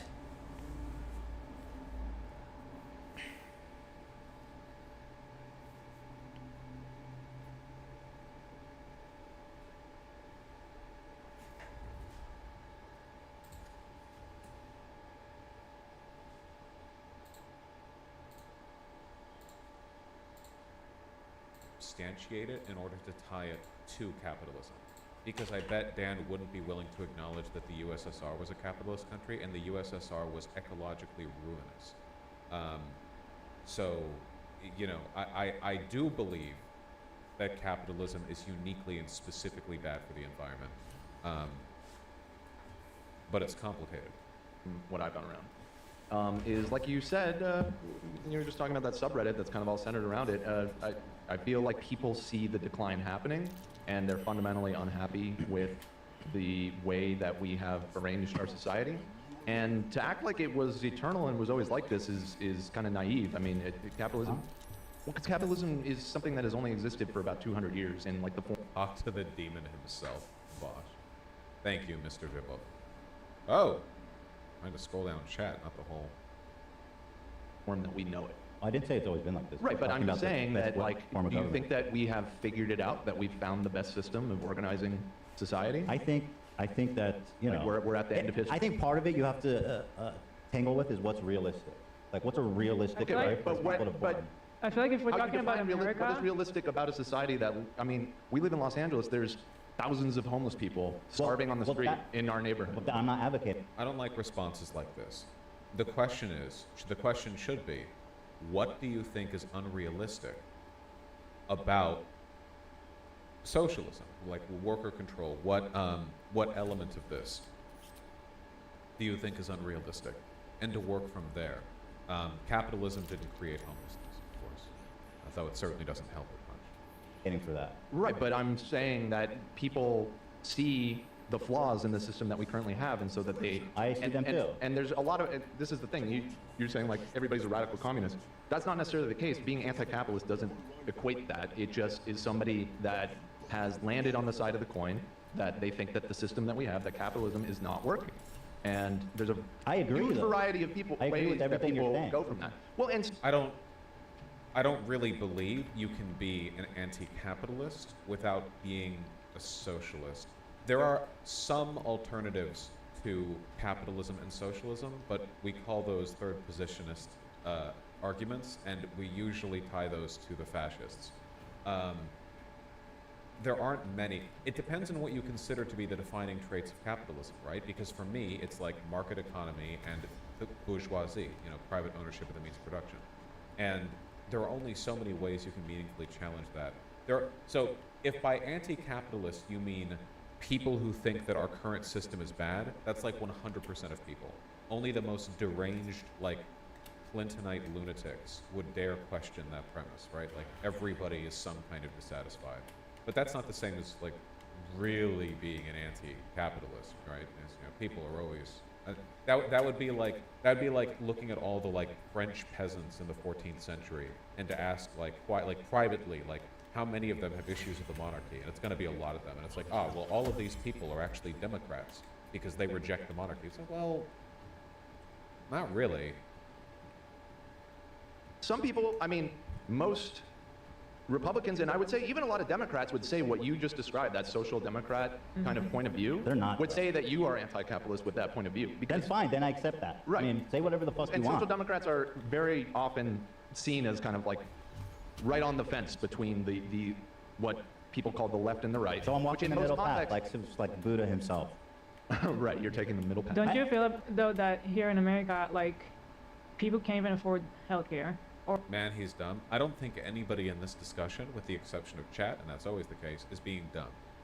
for education. So like, isn't a social democracy a first step that we should all try to get to? Yeah, a lot of people feel that way. Before like trying to get to like, There's I an want enormous shares in amount of every nuance business and I work degrees at. here. Yeah. So I think that this... Do you think there's any possibility for something on the spectrum between capitalism and communism? Sure, yeah. Market socialism. Yeah. If we define capitalism primarily by, because obviously when it comes down to like defining an economic system, it's so complicated. But if you take like basically what capitalism is, at least from my framework, how I define it relative to other systems, and again, that's always going to be a subjective process. You have the bourgeois class, and you have the market economy, and you can take away the market economy and just keep the bourgeois class, and now you just have I don't know, some kind of really weird, like, modern mercantilist system where you have, like, an aristocracy that... You have state capitalism, kind of, but, like, even they had markets. It's... Yeah, I guess state capitalism is the closest you can really get to... I don't know. That's weird. Okay, that's wacky. That's wacky behavior. And you can take away the bourgeoisie while keeping the market economy, and that is definitionally market socialism. If you take away both, you have socialism. You know, I mean... I'm not arrogant enough to believe that I can like fathom all possible systems now in future. Maybe terms change in the future. Maybe we understand things in relation to a different set of parameters. I don't really know, but it seems like it really is kind of like the big three really do seem to be, you know, fascism, socialism, and capitalism. That really does seem to be like the dynamic.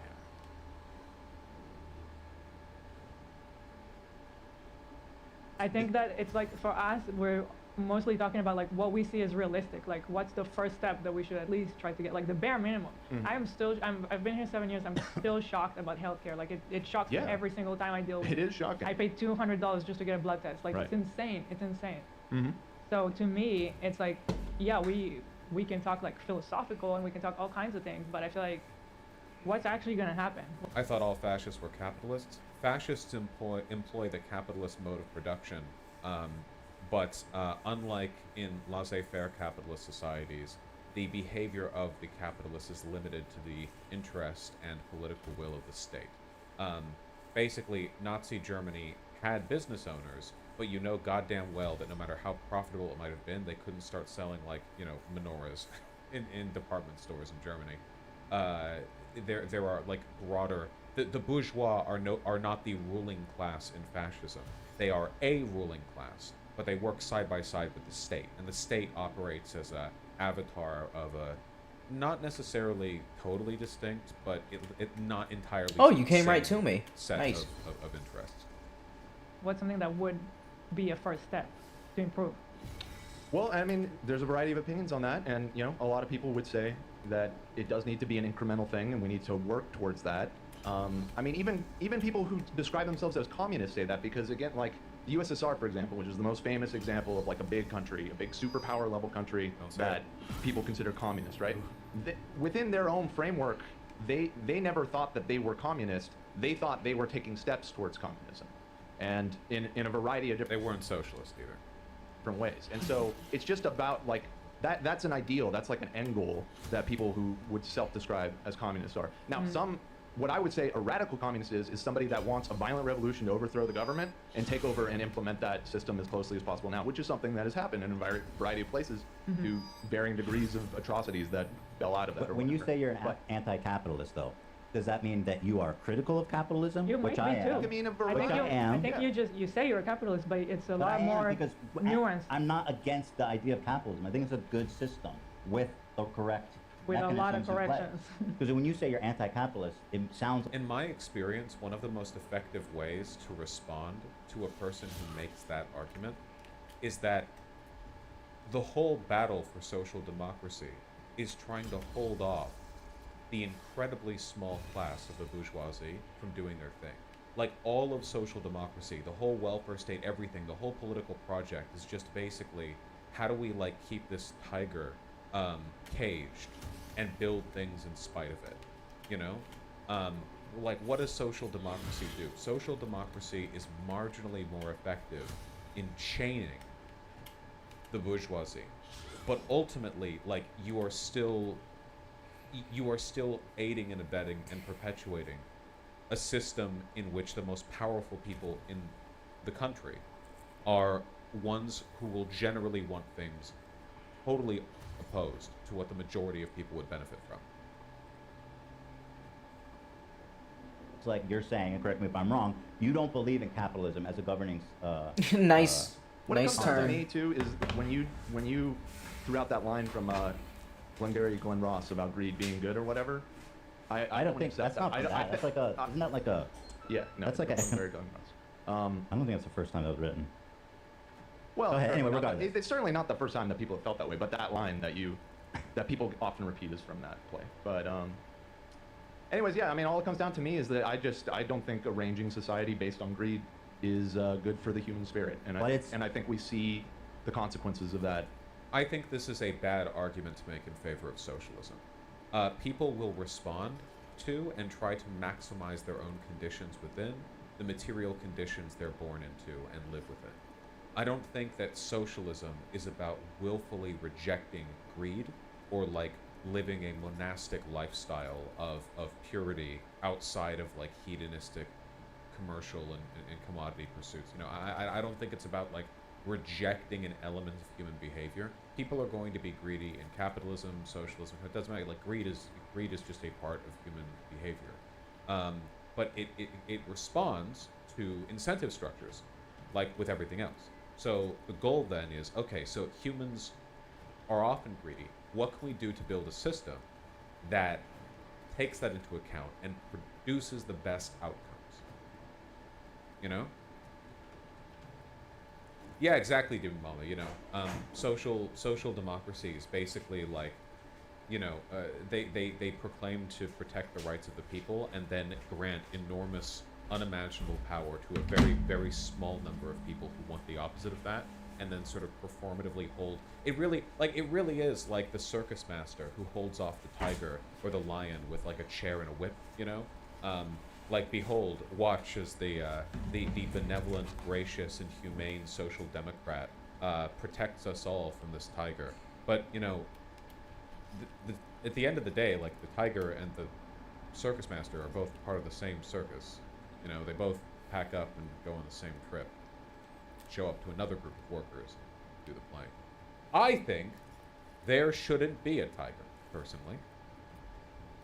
All around us. So, a hyper-capitalistic society like greed needs to have bumpers. Okay? Because the idea that we can live in a society without greed is a fairy tale. It just doesn't exist. And you can't approach a practical way of governing a huge body of people without looking at it realistically. Because at the end of the day, if you look at the USSR again, and I mean, it's a catastrophe because the people on the top who rise to the top are the ones that are pathological. They are greedy. You don't think that happens in our society? It is, but like... Well, it does in both because the USSR was state capitalist. In both systems, the USSR's model of capitalism and our own, the governments were controlled by people with a different class interest to the worker. The worker in the Soviet Union had the decisions of their local and you know, federal government made by people with completely different desires and interests. I mean, there wasn't even a thin, flimsy veneer of a democracy in the USSR. I mean, over here in America, this is a democracy. It's a highly flawed one, but you know, it's not like the games are rigged beforehand and like there's no choice, no chance. You know, if there was, then they wouldn't spend so much money trying to influence your vote. But that's not the antithesis of everything that we stand for. You think that capitalism does a better job at harnessing you have to be aware. Say, listen, we live. Isn't communism the synthesis of Good capitalism? dodge. No, communism Good dodge. is what many predicted to be the logical end result of the resolution of the class dialectic. When there is no longer a bourgeoisie, and for the first time in human history, there is one class, the working class, communism was the system that was presumed would emerge. A dissolution of money and borders and statehood and class distinction, because there would be no distinction, because everyone would be the same class. But it's not really a system. Communism is, well, I wouldn't say it's pie in the sky, but I think it's a little more aspirational. That's why I prefer to talk about socialism.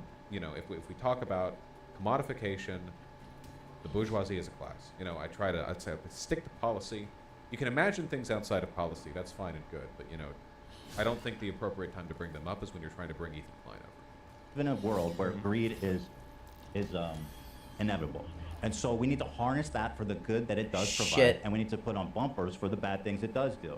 Because if we're like, yo, we need communism, and greed is bad, and nobody, you know, everyone is equal. The cycles are gonna rise to the top, and they're not gonna fucking do what needs to be done.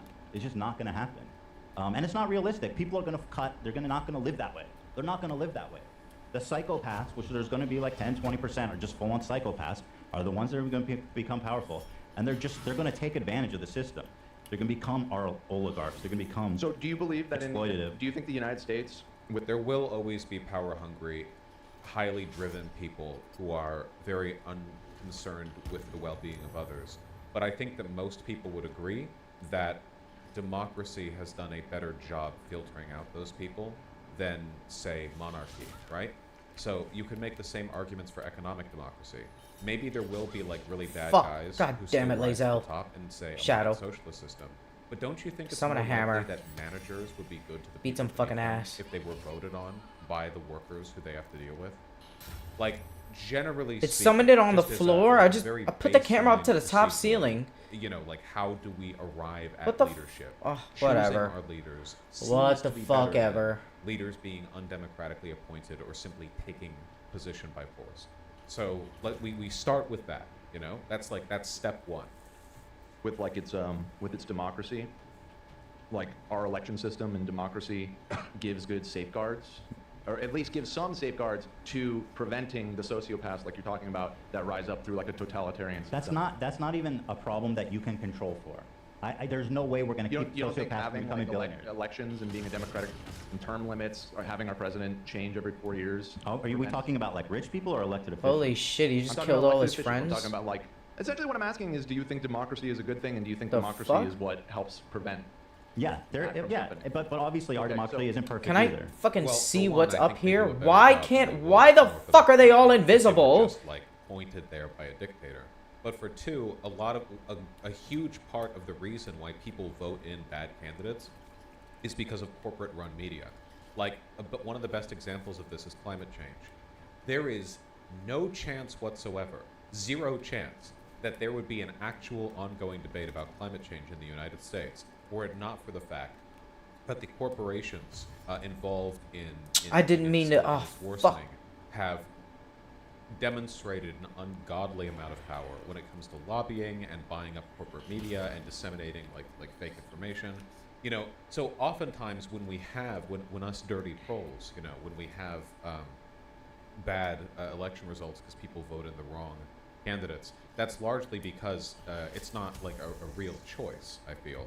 At the very least, the choice is being heavily weighed on by the fact that bourgeois interests are, in a large sense, the ruling interests. 35%. My magic fucking sucks, I mean, for man. God's sake, you know, the idea that It's fucking tax trash. cuts to the wealthy would trickle down. Nobody believed that in the economic sphere. No, seriously, like go back to when that was said and most heavily pushed. You know, economists were like, "What?" It was just politicians and their rich buddies saying it. And now to this day, millions and millions and millions of Americans who are poor believe that tax cuts to the wealthy eventually lead to them becoming wealthier. Like, this is very clearly a case of the scale being weighed on by the bourgeoisie, even if it is majority proletarian voting.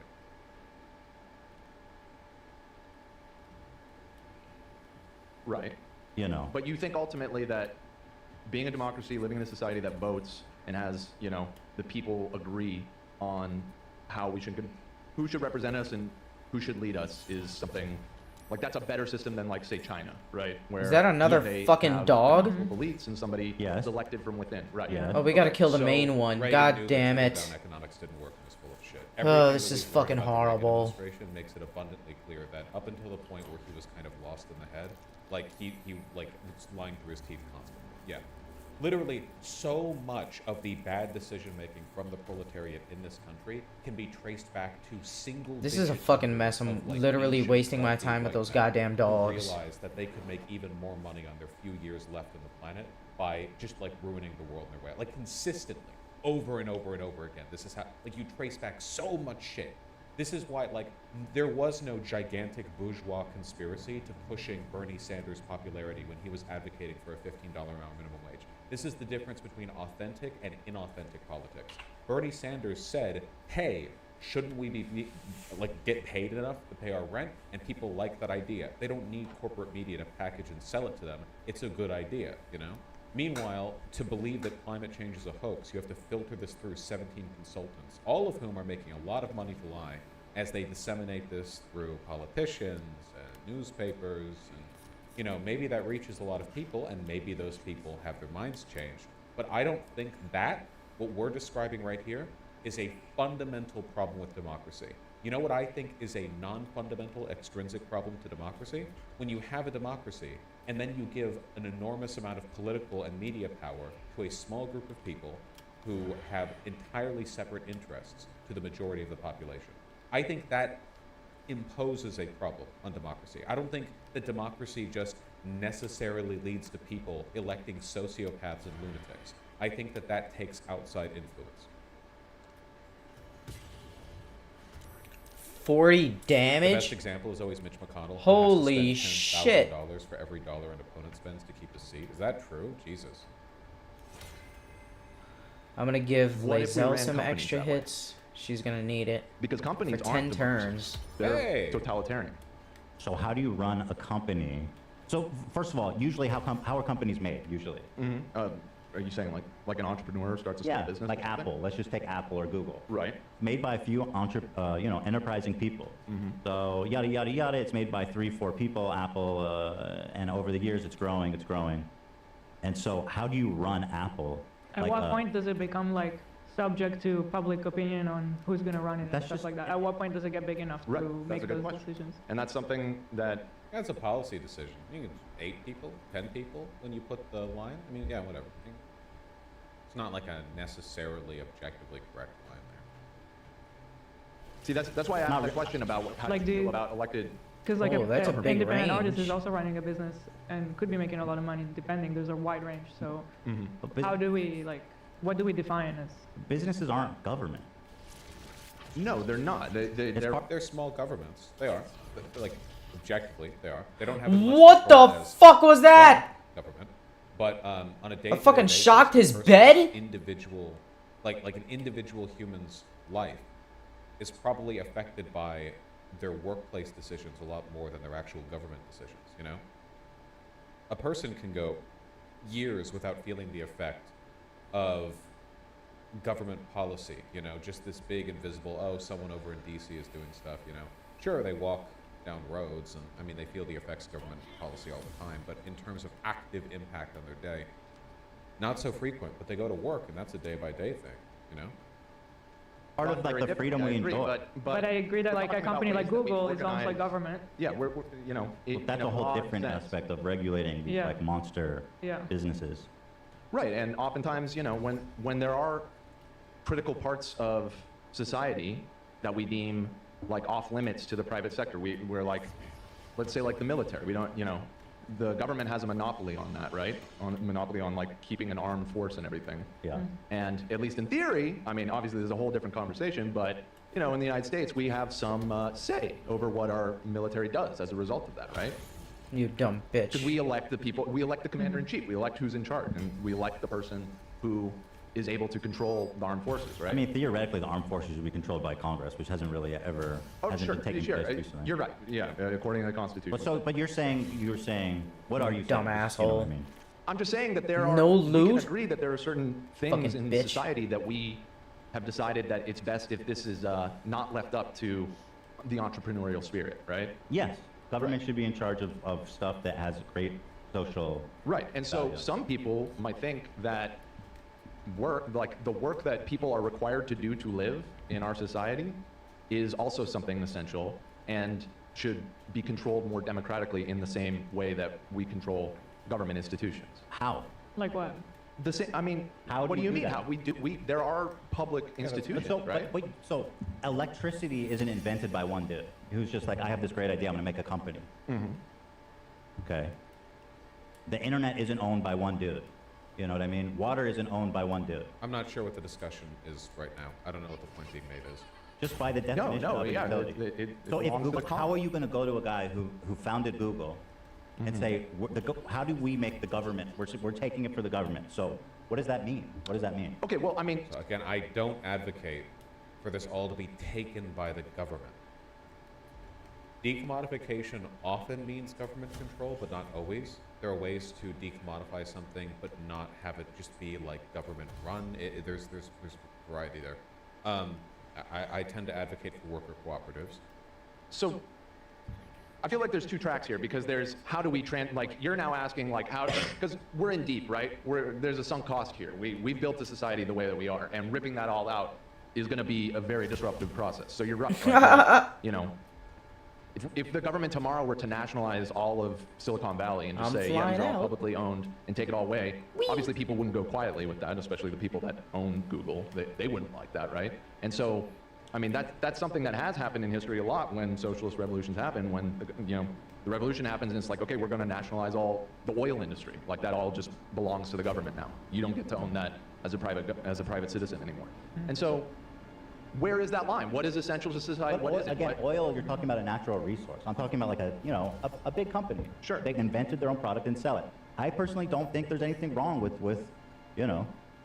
the rules that govern that come from, the people, from the concepts of guardrails, high level, that they have to treat their employees with a certain level of, they have to compensate them to a certain we're level coming to back provide. to that social democrat. So, like, and listen, so I don't got a think problem with what you're describing, really. Like, I agree. I mean, I don't think putting the government in charge is going to improve anything. If you were talking about like massive businesses like, Google, again, just to use an Apple, you're talking about natural Still resources surprised? that benefit all people that need them.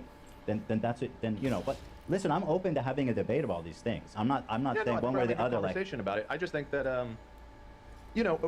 I think it comes down to, again, where that line is drawn. And it's like internet stuff, for example. You're right. I mean, especially in the early days when it's just little companies figuring it out. But then at a certain point, when does the internet become a human right? When does living in society? I don't like the context in which this discussion is being had, because I think it's so much more effective to talk about either the right to democracy as a fundamental value, like you wouldn't want any system to gain a huge amount of power and influence while being undemocratically controlled. Or you can talk about like the broader harm the existence of the bourgeoisie as a class do. Like, there are a lot of directions you can take this. I don't like the constant conflation between socialism and the government taking control of stuff. I don't like that. Does the internet become a requirement, and does it become fucked up to deny people that because only they can't 36%? No, I agree with that. And so it starts to get kind of gray, right? I'm looking at this nuance. I'm not saying we need to have conversations about stuff as it happens, and we need to have it from like a benevolent point of view and a realistic point of view. I'm not saying, I'm open to having a conversation about socializing anything, right? But that's what it should be. It should be a conversation and about like the social good that something can have, and if it needs to be, is it being, is this business being owned privately to a great detriment to the majority of people? Are people not having access to it who need it? And this is a conversation to have on a case-by-case basis. Yeah, and so you're an incrementalist, and you think. And so far, like, we're talking about the really big companies, which we all agree on that, like Google, Facebook, all the scary stuff. Agree, 100%. But like, what about the in-between? What about everything else, like under that? But again, I'm talking about like regulations. I'm talking about like antitrust shit. I'm not talking about full government takeovers of the company. Okay, right, but it doesn't. The full government takeover of the company is the extreme end of that. But like the middle ground of what I'm talking about is unions. That's what unions are, right? We're not even going to mention co-ops? I feel like this is really important because workers controlling the means of production is literally the whole socialism thing. It's very, very important. It would be very weird for the government to just randomly decide that it's going to like nationalize Google. That's an odd decision for them to make. But if they were to pass laws concerning like the democratization of workplaces, that could be a I'm coming, bitch. And it would answer a lot of the questions here concerning like, well, at what point do you implement these rules, and why are we doing this at all? Pussy. Actually? See, Ethan is still asking, what social good would you derive from nationalizing these companies? But you're not nationalizing Apple. I don't want to nationalize Apple. I want it to be collectively controlled by the workers. And who would that benefit? The workers at Apple. There you go. Simple as. He's already said stuff that's gone unaddressed. Ethan has already said he doesn't think that government takeovers would make things better for the workers. Pro-union. I think unions are great, and I think workers should have power. So and so all a union really is in a sense, it's somewhat democratizing a workplace, because now the union gets a say in how the business is conducted. Hey, the workers, we're all getting together and we're saying, unless you improve this, unless you do this, we're not showing up. We're going to prevent anybody. This is a negotiation. This is a conversation. You know what I mean? It's not it's not a government interjecting and telling a business what they can and can't do. Them being stuck in the tanky frame of quote government owns the thing equals communism has led to a complete stance. Yeah, like really, and I think it shows like the ideological weakness of government control as a means of achieving socialism, where it's just like, why? Like, corporations are corrupt. The government's corrupt. They're both treat people bad. We already have stuff that's controlled by the government that works bad. Why? You know, like it totally misses the fundamentals. Shit. Sense it is because government gives protections to unions. We at one point decided that these are important, and we created a structure where we. I'm in favor of that. Right, because prior to that, the owners of the factory or whatever, when the workers tried to do something like that, they literally fucking shoot them. Right. So yeah. You know what I mean? Not okay. That happened. Okay, but I'm in favor of unions. Okay, well. And by the way, if you look at again, what you look at Scandinavia, which I think is like as close to a model they have society, they have tons of unions, participation rate, right? Yeah, right? like extremely. And probably tons of laws protecting unions. And so again, I'm looking at social democracy like in Scandinavia and saying, this is a model society, and it's as close as we're gonna get as an equitable society, realistically, too. Yeah. I think that's a very bad thing to say. I think it's very arrogant to look at the way things are now and to go like, yeah, we've basically reached it. We've basically reached the end. You know, like, yeah. People have always said that. Like, always people have said that, you know? Good shot.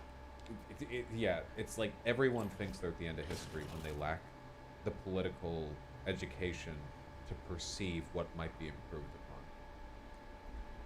I'm trying to understand what is the point we don't agree on. Well, I just think. Well, here's what we're I don't think we're that far apart from each other. You saying anti-capitalism. Are you opposed to the idea of capitalism? Because I agree that capitalism in its current form is unsustainable. I would say that. What flaws do Scandinavian countries have, Bosch? I would love to do like an hour-long angry rant on that, and then get my subreddit really mad, and then ban a bunch of them. You go watch any video that I've put out before where I talk about social democracy. That I am opposed to it, but I would say I am far less radical than many that think that we should tear it down immediately. I think that the ripple effect of that would inevitably be extremely violent and disruptive to society. And I'm more of the incrementalist. Now, I would say I am for the left of you because I think that the end goal should be a little bit further in that direction than what you're saying. But in what way? Which is why I just we're want to talking in understand. degrees. In what here. way? Yeah. Like what? In what way are you? First of all, saying like capitalism shouldn't exist is like, I feel, a fairy tale. It's just not a realistic expectation for humans to. I just Or like don't. for me, it's like define what would that look like. I How just can want we to, live like, without get to an understanding capitalism? Where we Like, understand really each other. I'd die. I think I'd kill that, myself. You know, an incrementally pushed left society that's moving away from capitalism a little bit would likely have companies use profit sharing models with their employees on a much bigger basis. And you see some companies doing that. No. It has to be ownership, not profit sharing. Profit sharing on its own is almost tangential. The whole point is the abolition of the bourgeoisie. You can't do that. You gotta hit on the specific ideological points. It just I don't know, it just reminds me a little bit of like the vagueness that I heard from a lot of like, I don't know, Bernie crats, where it's like, well, we need something different. We need a different system. And then you say, well, what's this? And they're like, you know, so something different.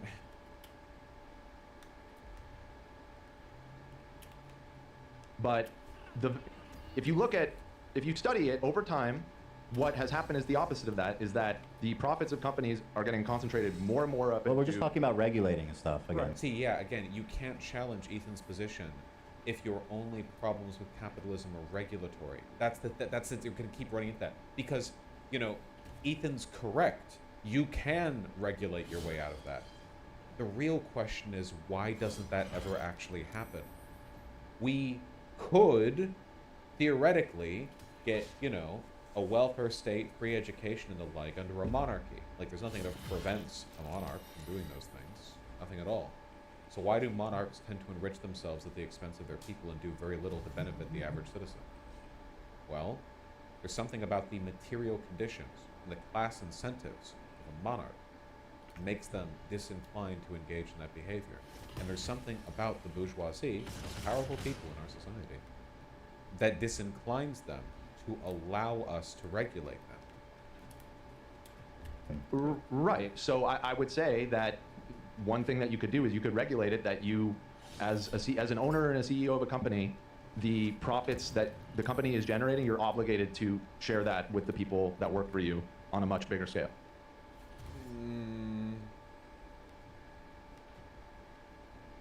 It's just a matter of rather than how right fairly... now, which the goal always is to pay your workers as little as possible. That is, and that's not like a secret. And that's or human nefarious. nature, bro. That's why we need to... Oh God.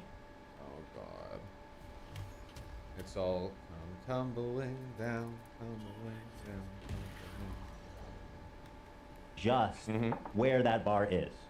We need to agree that that Oh, bar... shit! Listen, it's only natural. Get him, Lae'zel. Big. We're talking in degrees Poisoned, of how far holy you move the fuck. bar. I'd probably move it further than you, but Invisible, I'm not, what a I don't own fucking company like that. pussy, listen, man. If you're just debating on like how much to compensate your employees fairly, that's like... I forgot to move my team. Stop. Shit, she's dead. Asking me to speak to Ethan. You want me to speak to Ethan? Ask Ethan in his chat. Be annoying in his chat if you want to be. You can do that if you want. So don't be annoying, preferably. Don't ask me. Ask him. I would go on. It's up to him. And we're talking about first steps to here. be like, too. yo, I mean, I think every company should give X amount of profits to employees. Do not super chat $1,000. It's also overly complicated because in the sense it's like, what if you don't have a profitable year? That the employees make less? Also, fudge the number. How many businesses fudge? Good shit. In a worker cooperative, if the business did poorly enough that they couldn't pay out full wages to everyone, then yes, everyone would make less. But in our system currently, when that happens, people get laid off anyway, so... No one really needs health right now except me. Okay, but I'm not talking about what or happens. they get wage cuts. What happens is not good. What is happening is not good. We both agree. Yeah, no, I think, obviously we both agree on that. Yeah, 100%. You said what's happening What's now. happening now is not good. Yeah. But okay. I think what's happening now is the heavily incentivized end product Oh. of the systems that we've built. We aren't at He's throwing the state of bombs? affairs because we just accidentally wandered here Oh, to record corporate shit. profits and inequality. We arrived at this point because it's like going to a gambling hall and finding out that a machine is rigged. Because you look at it really close and you see that what appeared to be a flat surface is actually slightly tilted. You can put a marble on it and it starts rolling towards the center. The rolling towards the center in this system is the bourgeois class interest. It really like sort of bothers me that people think of Marxism as like super complicated and academic, because genuinely like the basis of Marxist critical theory is almost that simple, right? Like the reason these things keep happening, despite the fact that it's bad for basically everyone, is because we've given a fuck ton of power to people with a different set of interests. Good shit. God damn it. I think having a bare minimum bar of what we provide, rights, the basic human rights to people, like FDR was carving out, is a better system, personally, and a simpler system, and a more realistic system. Okay. I feel like the conversations of like how far to go are like, I'd be willing to have them, but I feel like first I just want to see like normal shit happening. You know what I mean? Like that's the thing is like that's why again because like, that's almost like I have like my Fantasyland. personal beliefs of like idealism of like how I would love to see the world work with like rainbows and everything, and then I have the other side of like, okay, we live in the real world, what can happen or whatever, and so those are different conversations. And so I think it's somewhat telling and somewhat troubling that there would be a difference between those things. Like you have your idealistic what you want, and then you have what we can actually do. I guess in my mind they're the same. Like, I don't really think in my head, like, I wish I lived in a post-communist, anarchist, whatever. These are general ideas to describe something farther off, but I try to keep my material analysis Shit, I'm gonna die. in the current circumstances. Like, when I think of what I want, you know, like what I want done, you know, I try to think of how it can be framed in this context. And we gotta keep our eye on the prize, man. The end of the bourgeoisie. Damn, Adam's out here dodging. For now, Holy I would shit. Yeah, public health care would be great. I don't have an issue with Dan, by the way. I know that I've been. It's mostly just like I wish I could have explained this, if I was there. That's my feeling. So if I come across as overly critical to Dan, it's because I'm thinking like, well, of course, if I was there, I would have logically debated Ethan as being a mutualist and simply you know, I just don't want him to come across the bad opinion the whole time. You know, like that's the thing is, in my opinion, we're in such a bad spot that like, you know, I'll take just getting Medicare for all. Like that would be a huge W, sure. And that's in my opinion, not far enough, but I'll take it. I'm not We're going not to say getting no it to either. that. We're not Right? getting that. People think that, I don't know, listen, people think it's being pessimist to say it's human nature to be greedy. Show me one time in a big organized society where that wasn't the inevitability of like deep-seated societal destroying corruption. But do you want to live in a society that encouraged that? Or Do I want to live in a that perfect checks- utopia? Yeah. Yeah, but no, I'm not saying perfect utopia. It's I'm a matter saying of whether it encourages it. It's a matter of whether or not the incentive structures appropriately channel those feelings and behaviors. Quite a few people that run our country, and There's I'm not Lizzo. saying you feel this way, because this isn't your Too opinion, but far. This is the prevailing attitude in this country, is that it's a Adam, good get thing up. to arrange the way we run society around. Let's embrace that greed. Let's use it for good, like you said. Also, I honestly, I just don't like the term greed. I like the term self-interest. People pursue their perceived self-interest. Like, that is what they do.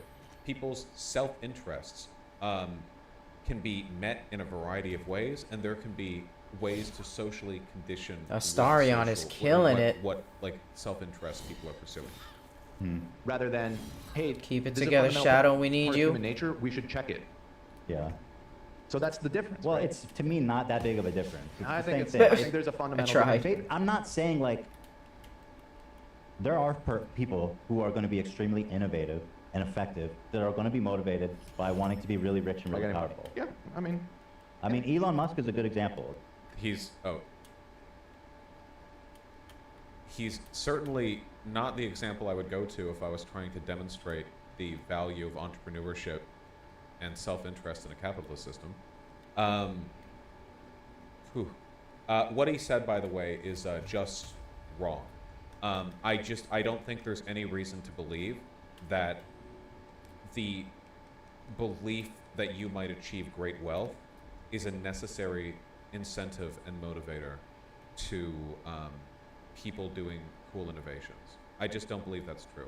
So many of our innovations on a technological and social level are done by just regular workaday Joes. And if you want to go with the Elon Musk example, Elon has never invented a single thing in his entire life. He pays engineers to Scroll invent, of and they're not Revivify. making What the billions fuck of do you dollars mean? on what they produce. If anything, this is an It's a argument scroll of revive. in I can. favor It has of a worker fucking control range, doesn't it? corporations, because the people who actually do the innovation are There almost we go. always The fuck was employees. that? You know, companies are very rarely run by Blocked? coders or engineers. They're usually hired by companies. Maybe there'd be more of an incentive for them to produce if they shared in the company. The guy's a fucking psycho piece of shit. I hate him. God, on a this level, game is but so like fucking what dumb. he's achieved with Tesla is undeniable in terms of moving EV to mainstream. So this is another like capitalist realism thing, right? Attributing to Elon what? So I'm not getting into this. It just is undeniable, right? And I don't even want to give him the credit because I fucking hate him. Think he sucks. But like, You don't have to give him the credit. He hasn't done anything. He didn't make the car. Like if the innovation we're referring to here is Elon needed $200 billion This was horrible. as a necessary motivator for him to be a lay epic Reddit guy who would promote EVs for a couple years before grifting into being a Republican and no longer talking about EVs anymore. saying like making this, distinction between promoting greed or putting guardrails to prevent from greed. It's just, there's not a significant difference there, in my opinion. Unless you can explain. By the way, people were saying this is worse than Dead Air. The show's over, right? I mean, it's been over. Just leave if you don't like it. What time is it? It's past 5. It's after 5. This is just, we got caught up. We gotta go. You gave yourself no green flag for not wanting to talk about politics, and then you just launched into an hour-long diatribe about socialism versus capitalism. So, liar. I think it's interesting. I think social democracy is the way to go. It's just realistic, man. And I'm pro-union, and I think people should be fairly compensated. I think people are entitled to own a home. I think people are entitled to go to college. I think people are entitled to, have healthy meals. Now I can revive And I also Lazo. think that I don't think that we should regulate how rich maybe people not. can be if Oh, they're existing shit. in that sandbox. Like I'm not going to come out here and say billionaires shouldn't exist, because if you can become a billionaire, Not in enough this resources. sandbox Well, where this you're fucking paying guy your fair can't share fly to anywhere. provide, for people in this way. There we Making go. sure you live in a society Fucking where people move get like health, 3 where people feet. get food, where people get education. Jesus if Christ. you can do all that and still be a billionaire, then there's no problem with that, in my opinion. There's just This is one of those things. I'm where going all the invisible. preconditions move Fuck the you goalposts guys. Past the point, like you can never be a billionaire and pay your fair share because you have billions. In order for you to be a billionaire and still have paid your fair share to the people who worked with you to that point, you would have had to have otherwise been a quadrillionaire. I'm gonna revive Lae'zel down here. There's no system. Do I have a like, scroll of revival? There's no system in which a person I'll use can one when I accumulate get that down much there. wealth while getting their fair share. Like for Elon, right? 200 billion. Because that's For gonna what, be Tesla? He hasn't done huge. the work. The people who work at Tesla have done the work, and even then, the wealth is almost entirely in market over evaluation. It's not actually like for the things he's produced. Evaluated higher than any. Lae'zel, American car Shadow, I'm company gonna make despite her go selling invisible cars in too. them. Percentage-wise, what's a fair share? I don't think the bourgeoisie should exist. Elon Musk should own the company just as much as every other person who works there. If Elon Musk wants to maintain his position as CEO of Tesla, what they can do is elect him to that position. And none of them will, because he's a monstrous, miserable retard who is incapable of making even passably decent business decisions, as he is evidenced to all of us clearly day by day on Twitter. So there is no world where Elon Musk is CEO. I don't have my Misty under Step socialism, shit. because no one would elect him. I fucked around earlier too I've much. had this discussion before, God but I think damn it just comes down to whether or not you believe you can get to that level without doing horrible shit. doing horrible shit. It's not just about doing horrible shit, it's about the class dynamics. You mean like, can you? Is that even an I think attainable so. thing without being an immoral person? There's billionaire has become a huge range. You know, look at people on the top. They're worth 200, 300 billion. Yeah, Elon Musk billionaire is That's sick. like a lot more than a 1 billionaire. Can you become that rich without doing horrible things? Definitely not. Can you get $1 billion without doing horrible things? Probably. The goalposts keep shifting, where it's like, okay, well you could have 1 million and it's ethical. Okay, well you can have 10 million and it's ethical. And now it's like, oh well, yeah, he's a billionaire, but he's like a small billionaire, you know? Mini billionaire. By the time I'm an old man, it's gonna be like, okay, look, he has a few trillion. Let's not pretend that's anything like Elon, you know, Musk Jr. Well, billionaire shouldn't exist as a snappy slogan. Maybe you can quibble about where the line of acceptability is, but I think you understand in principle that at a certain point. shit, how long does this invisibility the wealth last? of billionaires is underestimated because almost all of them Fuck. absolutely have illegally held money in offshore islands. Remember, Panama Papers, over $10 trillion held overseas. A lot of that is held just by individual oligarchs who want to keep their money safe from taxation, just keep it in a little bucket somewhere. We're talking about an amount of money which exceeds like the entire fucking U.S. discretionary federal budget 10 times over. At level of wealth, concentrated wealth, In my model society, I don't think people. I hate the argument like for capitalists where it's like, well, people are going to be greedy. It's like, hey, you know, people are going to be greedy no matter what. So here's my solution to deal with greedy people. Okay, we're going to create a system where they can accrue an infinite amount of power, and then we're going to also give them the ability to influence the governments that would otherwise regulate the power. All right, that's my solution to greed being a thing in humanity. Is okay. What if we just capitulate all power? People could become that rich. What about like Taylor Swift worth $740 million? She's just an entertainer. Yeah. Well, that's what I'm saying. But when you say billionaires shouldn't exist, I think it's about time we start making a distinction between like 100 billionaires and like, you know, single-digit billionaires. I will not.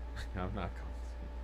Because there is a big difference. You know what I mean? mean, there is. You don't Like think a it's lot a of little silly to musicians. quibble over that? Because again, Not really. it's a political slogan at the end of the day, and I feel like it gets the Well, point it's. across I pretty think that it's. easily, I right? think that it's not self-serving because I think plenty of people see that and they think what I'm seeing and they think that's silly. Why shouldn't people be able to be successful? Because there are people who are way too fucking rich and evil, you know, clearly, who got that rich. It's, you know, I think there's a difference between, like, let's say Elon Musk is 300, how wealthy is Elon? He's like 250 billion or something? Something like that. He's 250 times richer than a 1 billionaire. So let's say you have 10. Obviously, he's on the most extreme. Let's say you have $10,000 in the bank. I feel like we should probably do what statisticians do and eliminate the outliers when we're doing our calculations here, because to pretend 41, just because there's holy one guy with shit. 100 billion, that means that the people with 10 billion or 1 billion aren't also outliers. You know? It's like the grand scale of human wealth distribution, where you have like at the beginning over here you have like the whole human population, and then all the way over here you have like, here's Elon, and here's a person with 1 billion, and it's like, oh man, dude, the person with the 1 billion is so much closer to the rest of the world. Elon Musk is. And it's like, okay, what if we eliminated the outlier? So here on the left is all of humanity, and then here's a guy with 1 billion. And we could zoom in on this like 5 million times before we saw any fluctuation. You know what I mean? Good It's shit. like they're we're like comparing different infinities. Like, it's like, oh, well, okay, infinity is a lot of money, sure, but did you know that there's a double infinity where if you count the fractions of the thing, I saw that Veritasium video say, okay, well, they're both pretty big. So what's that times 250? You know what I mean? Like, the difference is... No, that's enough. I've made my point. I've watched enough H3 stuff. I hope at some point a coherent iteration of socialist theory is delivered to Ethan Klein. In the meantime, I'm done with this for now. Okay, we're talking to Dynaman a bit. There was another thing I wanted to talk about before then. That's right.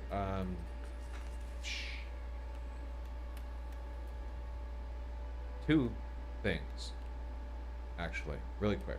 Okay, it's called efficiency.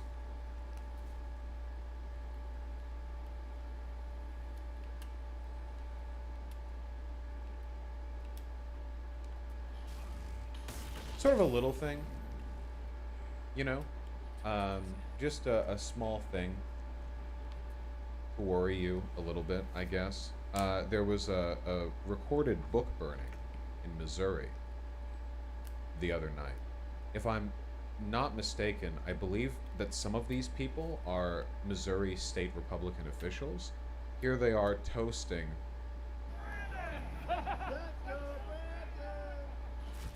I think they might be Republicans, with flamethrowers, state senators from the GOP. Well, yeah, I suspect they might be Republicans. If I cared to, I would do my due diligence and say, well, what books are they burning? But, like, we know what books they're burning. They're books that have something or anything to do with critical race theory or LGBT issues. You know, it's whatever. Like, we know. I think there's something quite pointed here. You know, a little worrying. Boss stream is really quiet. Ah! There, gotcha. A little worrying is book burnings are such an easy association to Nazis. You know?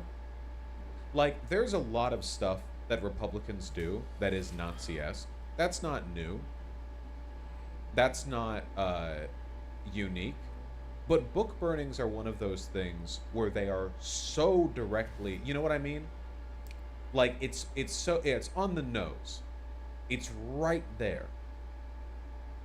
First of all, where they get the flamethrowers, it's Missouri. I'm sure they sell them at the drugstore. Oh, you have an article? Viral video shows flamethrower-wielding Missouri state senators burning. Oh, are these empty boxes, not books? Why would you burn empty boxes while shouting, "Let's go, Brandon"? Empty cardboard boxes taken on Friday at a fundraiser hosted by a local GOP group where flamethrowers were being auctioned. Eagle and Schroer were demonstrating the device to the boxes, the event's organizer confirmed. Huh. Okay. Oh, pardon me for jumping to conclusions there. So they were doing a dry run, so to speak. Let's go, Brandon. Video shows Schroer and Eigel, who is running for Missouri governor, using 2 flamethrowers to set a stack of boxes alike. Huh. This caused no harm to any books or literature, said James Murphy, a spokesperson for Shrek. Okay. Nevertheless, in a statement posted to X on Monday, Eigel did say he would burn woke books brought into Missouri schools, quote, on the front lawn of the governor's mansion. Ah. All right, my apologies.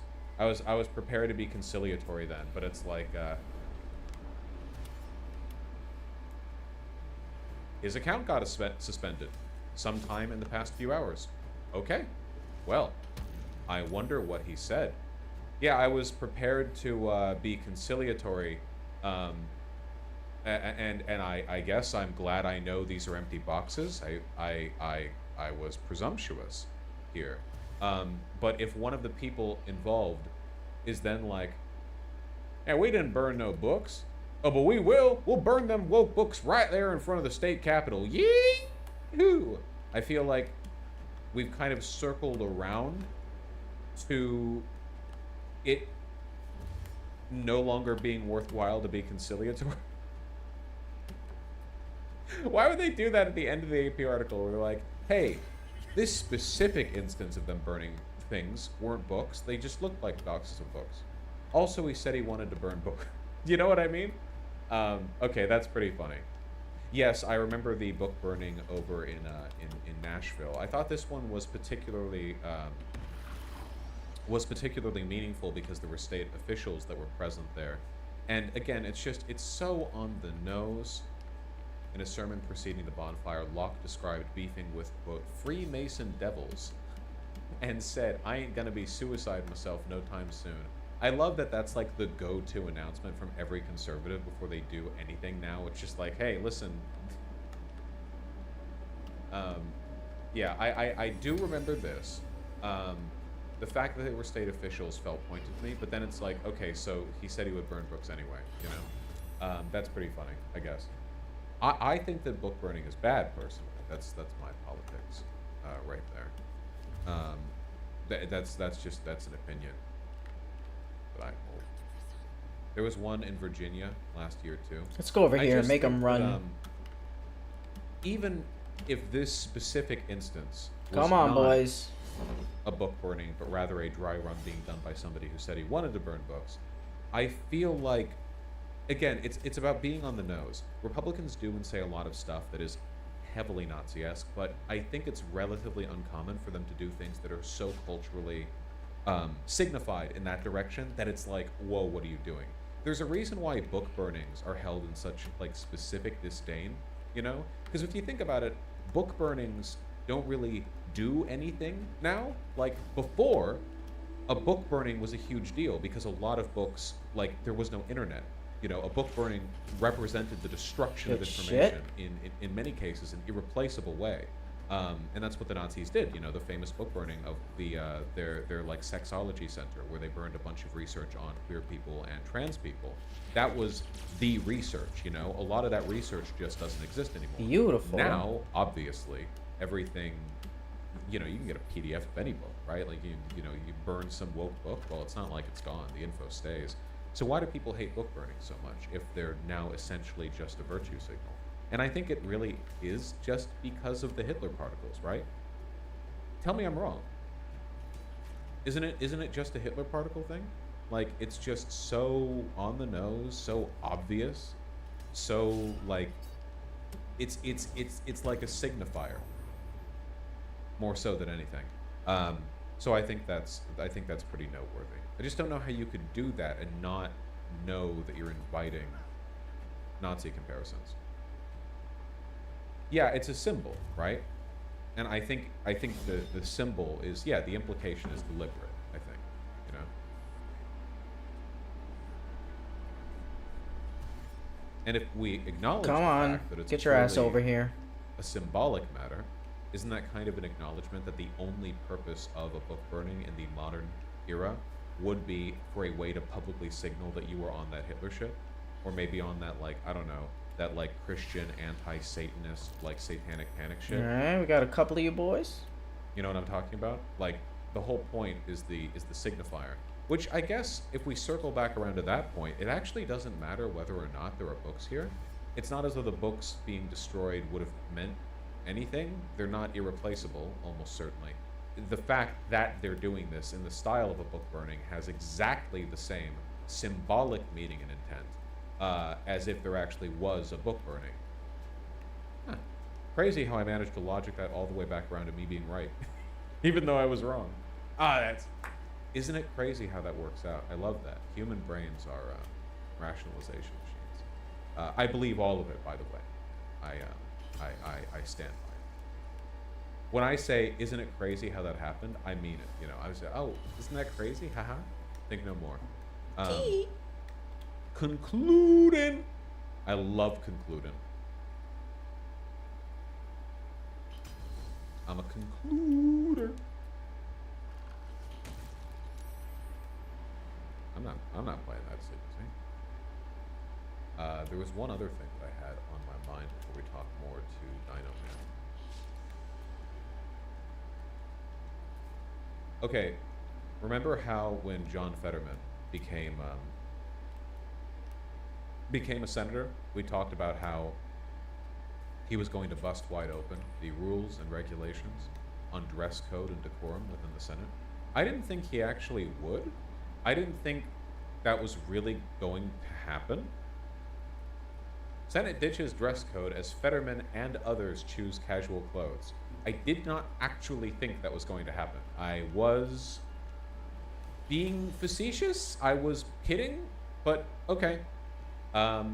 U.S. senators no longer have to follow a dress code when voting on bills or debating in the Senate gallery. I mean, it's a relaxed dress code. It's relaxed dress code. It's not like literally no dress code. You can't show up naked.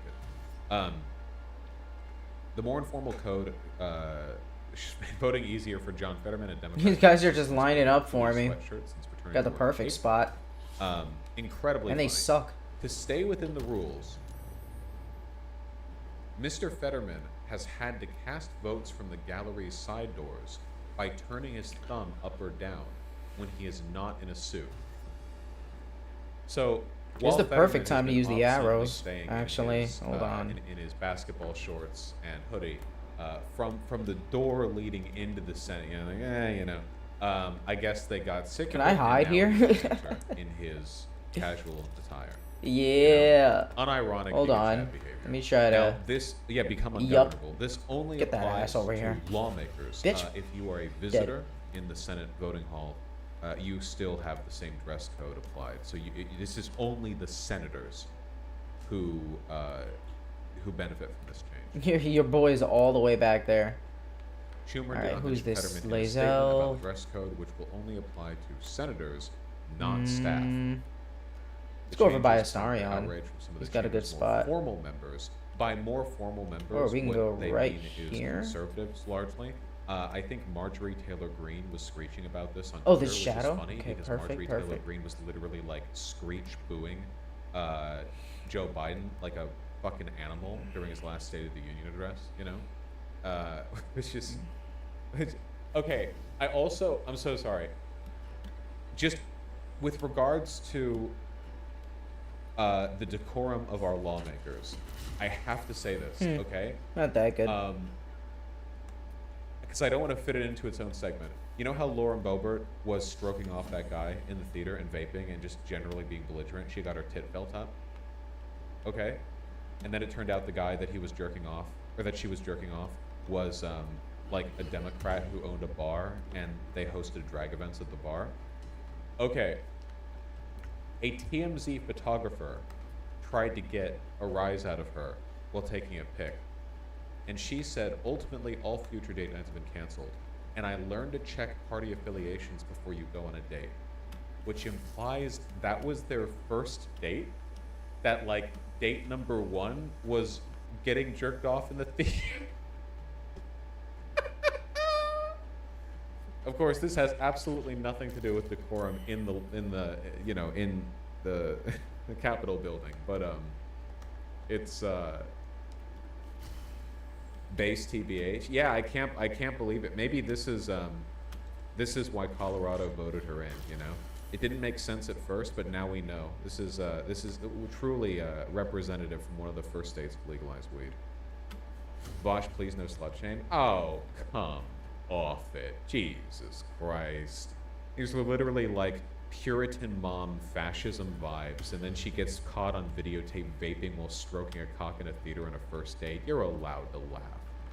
Come off of it.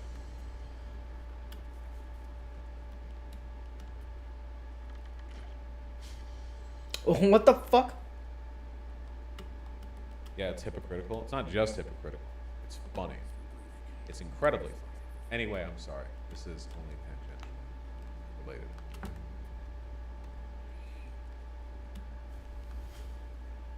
Not all Republicans were upset about the change. Missouri Senator Josh Hawley was wearing jeans, boots, and no tie on Monday evening, an outfit he says he normally wears when he flies into his state for the first vote of the week.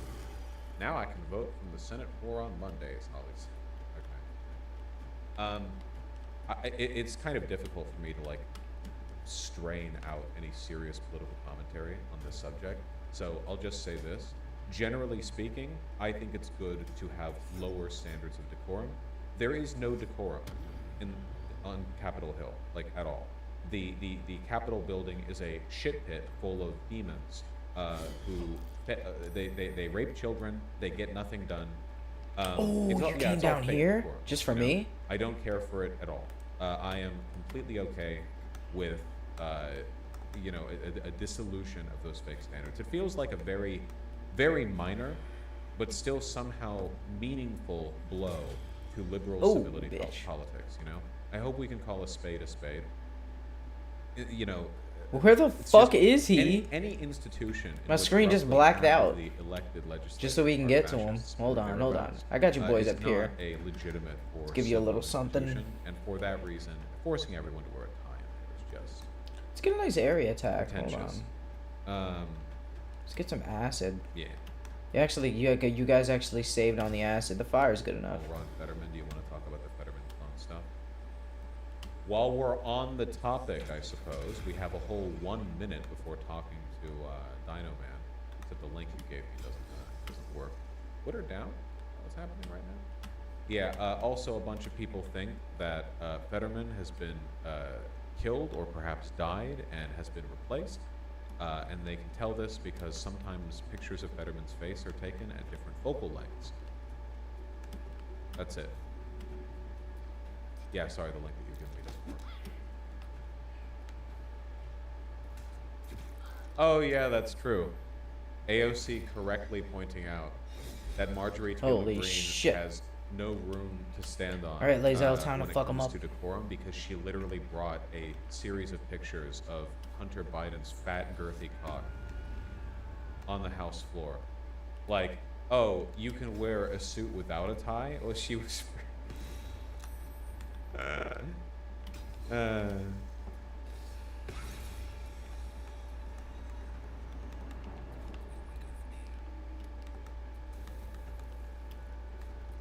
Did you know Fetterman is lieutenant governor? He held up the state senate floor to let a Democrat speak about a homeless person being uplifted while Republicans went under silence. No, fucking miss. But I believe my character is useless. All right.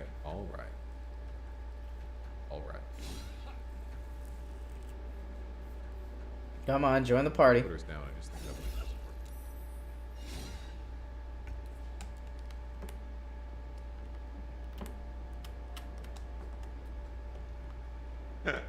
These two thumbnails in close juxtaposition are incredibly funny.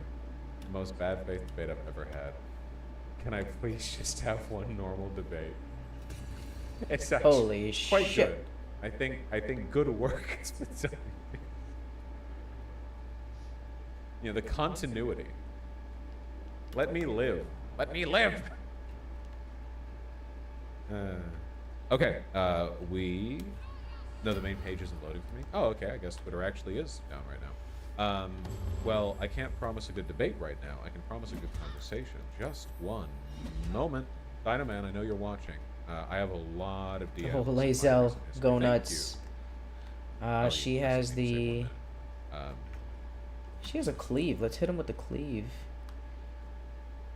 Not gonna lie, the sexual harassment to you in the Chatterbait debate was extremely uncomfortable witness. Yeah, I thought about like bringing mention to it at first, but I guess it was one of those things where I wanted to see if she would get worse or if it would like undercut the argument or if it'd be one of those.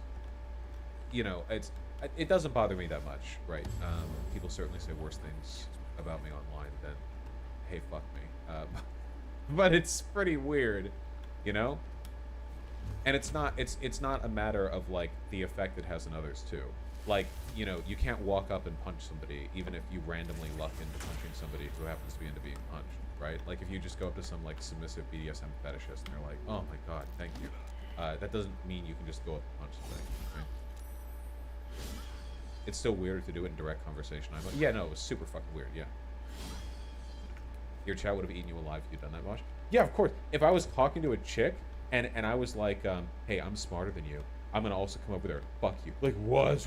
Like, I think a lot of that behavior instantly becomes like very, very, very clear, like how bad it is, when it's not being said by like a waifish, skinny white trans girl on Saturday, and it's actually being said by Well, I killed both of them. Wayfish, skinny He's there by white himself, boy, you little fucker.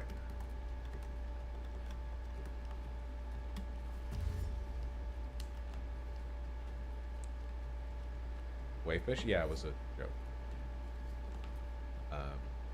Is it bad that I find that really hot? What she did? No. No, not at all. I mean, if you look at like pornography, porn logic is literally a thing because it's like, it's literally like the chick delivers the pizza and you're like, oh, I can't pay, and she's like, I've got sausage for me, and then she grabs your dick so hard that your balls retract up into your body, and you're like, and you're thinking while watching that like, oh my god, that's so hot, but like we'd still agree that sexual assault is probably bad. I think it's bad. I'd have to check my priors. I don't think it's good to do that. So there's nothing wrong with finding bad behavior hot, but that doesn't mean it's not bad behavior. Wait, Dino Man, fuck. Got his ass. Let's go Lazel up front.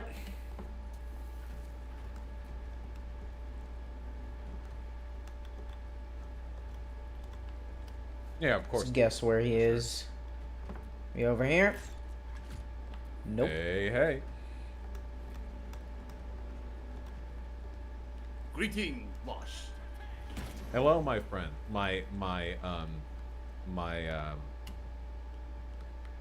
All right, nope, not gonna do that bit. I don't know how that'll be interpreted when people clip it out of context. My good friend. All right, we'll leave it at that one right there. I'm putting the bit. I'm folding it up nicely, and I'm laying it on the table where it'll stay. How you doing? Doing all right. I went out today with some friend. Actually, got a little nervous because I didn't know when are you gonna start streaming. I was like, what happened if Wash decided to stream at 11 a.m. Oh no, sorry. Yeah, I should have said same time, like right off the bat, because yeah, I had a bunch of errands to run today as well. I have about an hour today, not 2 hours. For those of you who weren't present yesterday, I talked with Dino Man 2 hours, and we talked mostly about like a leftist perspective on China from a Chinese person, of course. And we covered a lot of ground, and we're going to cover more ground. So I think the editors are going to like bundle this all together. So they're just going to like splice them in. So we're back, okay? It's like it's still yesterday, Dino Man. All right. Okay. So where were we last time? I think we were. Well, I had a couple of questions. Oh yes, actually. Of course. So there was a lot of positive reception to our conversation. People wanted me to ask you questions, and I ignored almost all of them because I don't respect my shadows. But friends also asked me, so I'm sort of channeling them. Hey Sal, let's go up. I wanted to know your opinion on. Oh, we're going all the way up. Do you know the Wandering Earth? Yes. Oh, that's a perfect topic to talk about because there's so much thing I can say. The creation of this film and the people behind it. Oh, there's so much to talk about.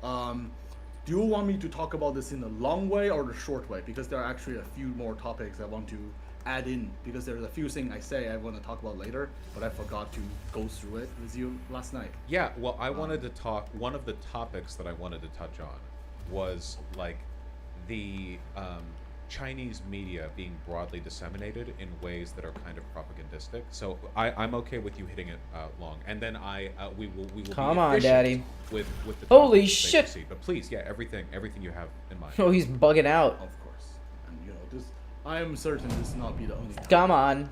So, get your shit together, buddy. For the Wandering Nurse. Oh, and also Wash. Before we Destiny Origin. All right, fine. Whoa! I'm sorting my inventory. I'm ADHD. Don't be ableist. No, my friend. I was originally asking you to play Total Warhammer 3, open a Cassian campaign and play the Iron Dragon where we're talking about China with my voice of the Iron Dragon. I think that would be very comedic. He speak down there and I speak up here. All right, fine. I understand. I genuinely feel like at the moment that would melt my computer because I have a couple of my fans shut off for maintenance. I genuinely don't know if I could stream that right now. All right. So, on the topic of 1 second of the Wandering Nurse, it is a rather interesting topic to talk about. The person who wrote it, his name is Liu Zhongjing. Oh, my bad. Liu Cixin. Liu Zhongjing is a completely different Chinese political figure. A even more wacky one, but yeah, Liu Cixin. He originally had a degree in electrical engineering. Many Chinese people give him the nickname of Liu the electrician because of that. The funny part about him is that he is a massive incel before he started his career by writing The Three Body Problem. I read the book. I also read a lot of his shorts. I gotta say, he is a pretty good sci-fi novelist. However, most of his work and all of the things he talked about before he became a celebrity, because he actually has equivalent of Chinese Reddit account, and people doxed him, and we sort of know what his politic is. It's abhorrently fascist. He would one time he went on the interview, the host asked if three of us, there's three people, a professor, him, and the host, who is a beautiful young woman. The question was, if three of you landed on a desert island, I know, sounds like a coconut analogy. I'm it ready. was not. The question was, what would you do? His answer was literally, me and the professor will eat the host. What you gonna do, bro? Because just glitch I out? preserve the civilization of humanity. Because I'm an electrician and the professor is academic. So cannibalism, let's go. It was unhinged. Kind of based, to be honest. Very nice. correct. He's a lot of people reeling. would be willing to own up to that. He's dazed. Oh, and another funny, interesting. He actually specifically talked about Uyghur concentration camp, as well. He specifically the media asked him, "Would you rather had?" Oh, sorry, I think that he said it himself. Let me read. Would you rather that they be hacking away at bodies at train stations and schools in terrorist attacks? If anything, the government is helping their economy and trying to lift them out of poverty. He's referring to the event that not as bad as 9/11, but previous to the building of concentration / re-education camp in Xinjiang, there was a train station terrorist attack happened in Kenton, I believe. It was 7 to 6 terrorists with machete, and they basically tried to slaughter people. I think about 30 people injured, at least a dozen people dead. I don't have the number on top of my head, but it was to China, it was a lot of people because people don't have guns, people don't have explosives. So what they can do was, my bad, it was not in. It was in Kunming, not in Kenton. It was in Kunming. Because one of the first time outside of Xinjiang that there were terrorist attacks that happened from the East Turkestan independent movement. My view on the East Turkestan independent movement is pretty mixed, because on the one hand, Good the shit. The He's still dazed. Self-autonomy. Poor of guy. The Uyghur. It's people okay. Should be Just give respected, up. and it was promised by the Chinese government in its establishment. However, I don't think random Chinese civilians should pay for the brutality that was given to the Uyghurs by the CPC. Okay, well, I'm gonna kill you now. Anyhow, the writer, the author of the Okay. Wandering Earth, Well.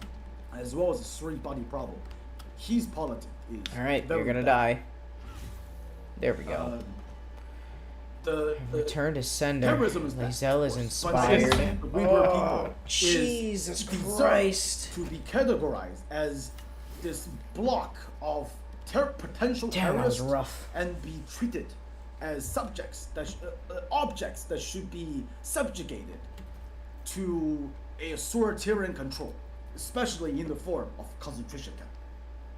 Yeah, it Back seems to the like movie. It's, Oh, yes. Yeah, it's like, I mean, I guess it's like 9/11, or it's like the concentration camps that we kept Japanese citizens in on the West Coast during World War II, where you want to oppress a minority group and you leap at the excuse to as soon as there's any kind of pretext. Like, because I remember that a lot of the stuff internally within China was referred to almost like war on terror, right? With the Uyghur Muslims, it was like, Yes. yeah, we need to do this actually. It is a kind of not analogy, but step by step. If you look at the step by step comparison on the rhetoric against the Uyghur minority, as well as the just general Islamic phobic rhetoric that was you can collect online or from the Chinese government, it was very similar to how George Bush Jr. did. And sorry, I think I walked a little too long today at the zoo, but got some exercise. Yeah, it was all right. It's just, the weather is getting a little cold, getting chilly. But where was I? Ah, yes, the Islamophobia. I'll get back to the topic later, because it's actually a quite important thing that I forgot to talk about yesterday regarding to Chinese government controlling the discourse. Regarding that movie, the movie was originally written by this basically fascist person. And one of the other important producer who also bring a lot of money into the, I would say, the studio or the overall production is called Wu Jing. He is a very famous Chinese actor / producer. He's the person who was in the Wolf Warrior. You can see him like a Chinese Arnold. Arnold. I can't really pronounce his name other than making it Don't sound worry, really we can't either. I get you. Yeah, and but imagine him be less muscular, because Arnold is one of a kind with his body reacting to steroids, and 10 times more massage. Oh, well, that's unfortunate. This thing. This guy had been Dark on a just popular this year talk, and- gauntlets. Yeah, there was literally, wow, the most famous guy who make overtly nationalistic propaganda. He also turned out to be a misogynist. Well, who have thought? But he literally was talking. He had I think it was on a TV show. It was a talk show hosted by him, and the whole shtick is he's making fun of a feminine man. He's like, oh, I'm this big macho man, and then this is a feminine man, and I'm just gonna decide to bully him, and he's acting not like a traditional masculine man. That's so funny. Oh, it's so terrible. He's a degenerate. Yes, anti-fanboy, as you may.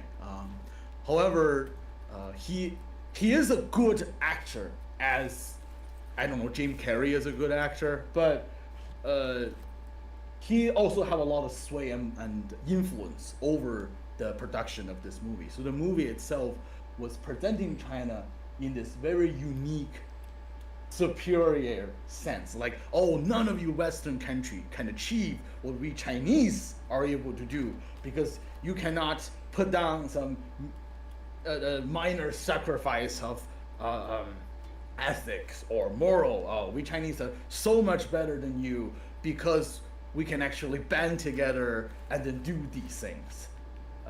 And I think it just kind of speaks for itself when it comes to be reactionary and overtly propagandistic the nature of this. A bed made Yeah, I of certainly severed wouldn't heads. disagree. I mean, I What don't the know anything fuck? about it personally, but I know, like, the one that my mind always goes to is the Mulan remake, where you have, right, you have movies that are either from or cater to, like, a very specific, revitalized kind of Chinese nationalism that seemed really obvious with...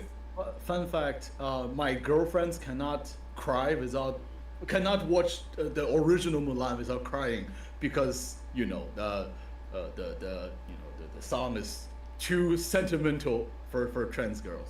It's a good movie. Who is that girl? Right, it is a really good movie. It was banger songs. I can sing every one of them, but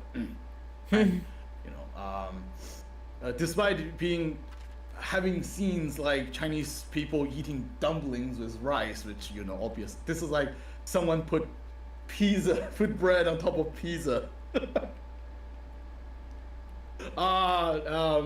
And both of the movie I would say is kind of Orientalist in his own right and kind of racist, like how Aladdin is really racist.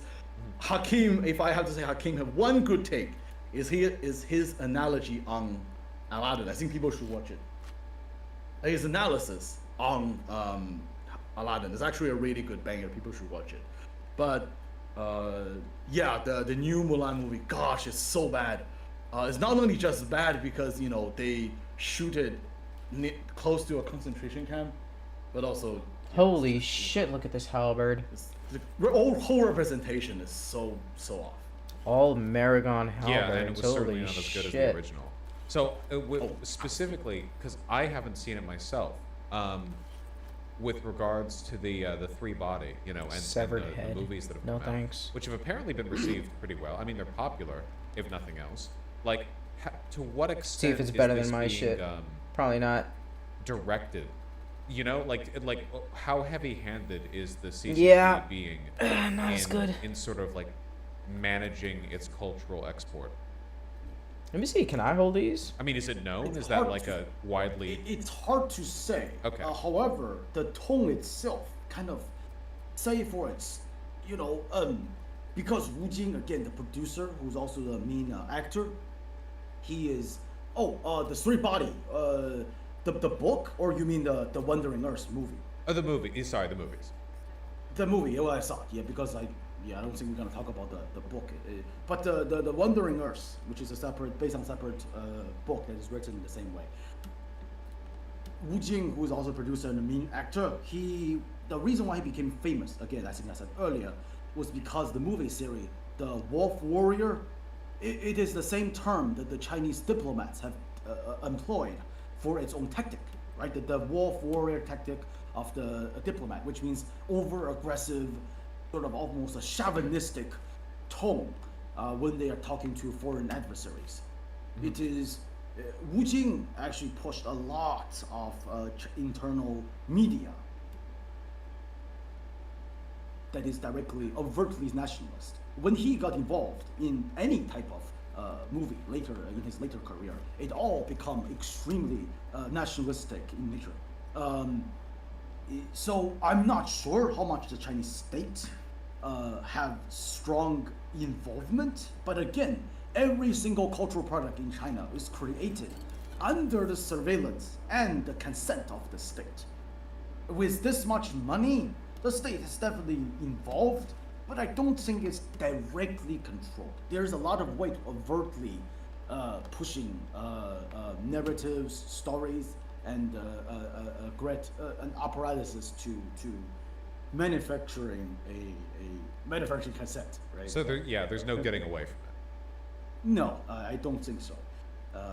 However, I do suggest people to watch the movie, not to learn something from it, but just learn something from it, but to see how is modern China perceived through Chinese media that is produced by Chinese people. I think it is very important that we learn. It's kind of like what is the best ways to learn American, how American perceive their own country, if not from a lot of Hollywood, right? By Hollywood.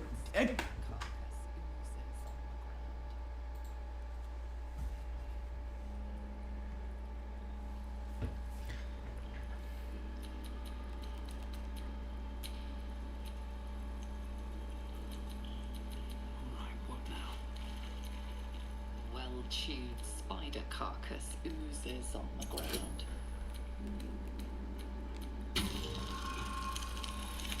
God damn it. Oh, I got a lot of inspiration. Let's go. Fresh bite marks, an old puncture wound, and a faint pulse of something not entirely natural.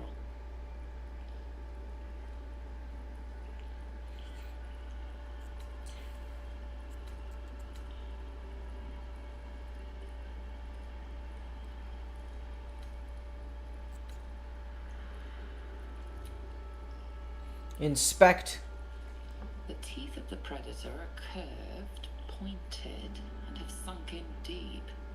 Some sort of feline. Arcana. We got it. The meat is oozing, but not with blood. It's been dosed with a potion.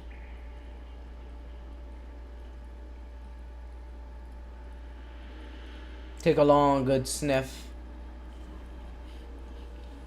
Sulfur, decay, and a thin whiff of something unexpectedly fragrant.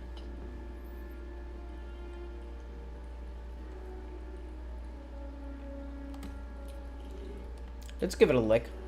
Save first.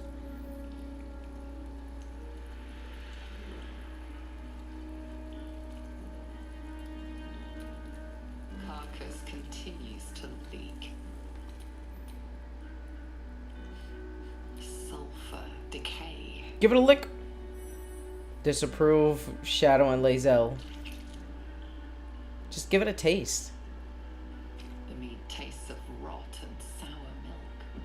Your stomach lurches, but your loins tingle. My loins? Was that arousal? What the fuck? Rotten meat.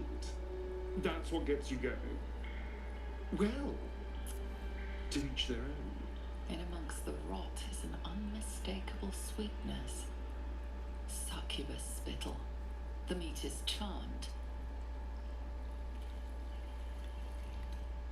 What am I charmed with?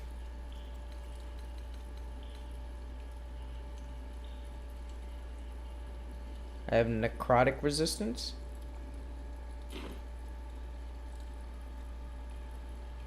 Nice. Each you guys give a lick.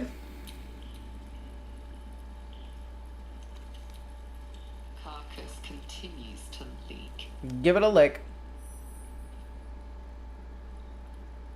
How does it taste, Shadow? The meat tastes of rot and sour. Rotten meat.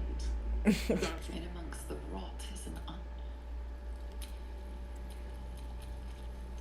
Alright, Lae'zel, you're up next. Everybody's tasting the spider meat. Come on. chewed spider carcass. Give it a good lick. Tastes of rot. Rot in amongst the rot.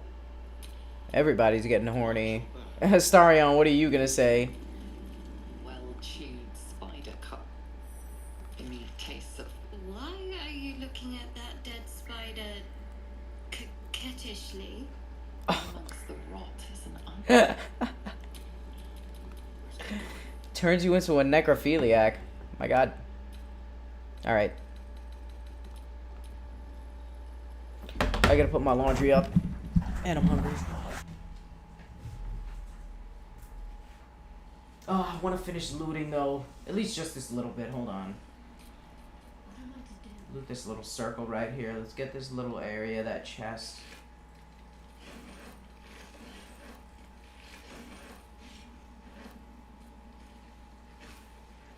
Will encumber.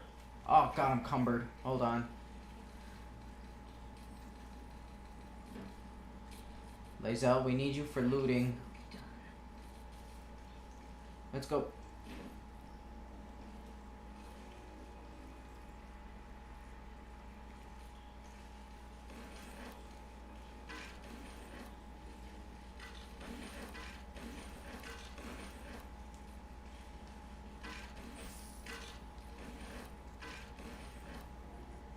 Severed pelvis?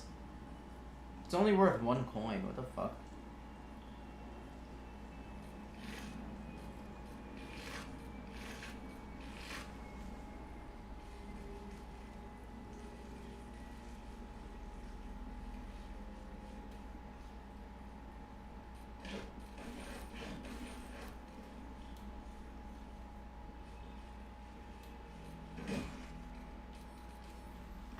Restore bardic inspiration.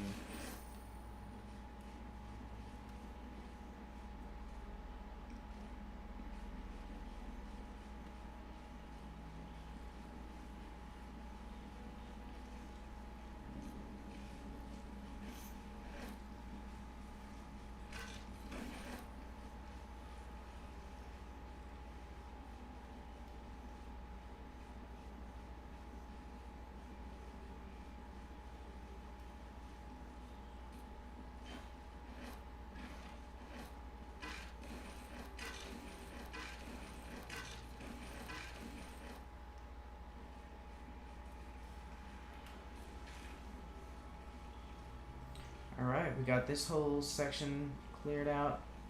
Looks like we're missing some rocks, some area up there. Well, the map doesn't go any further. That's probably it. Yeah.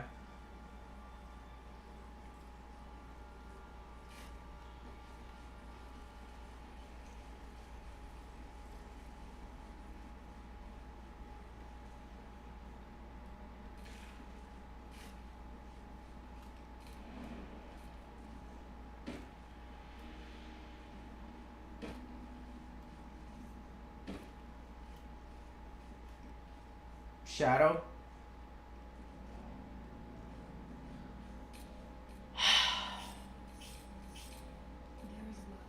Get the fuck over here.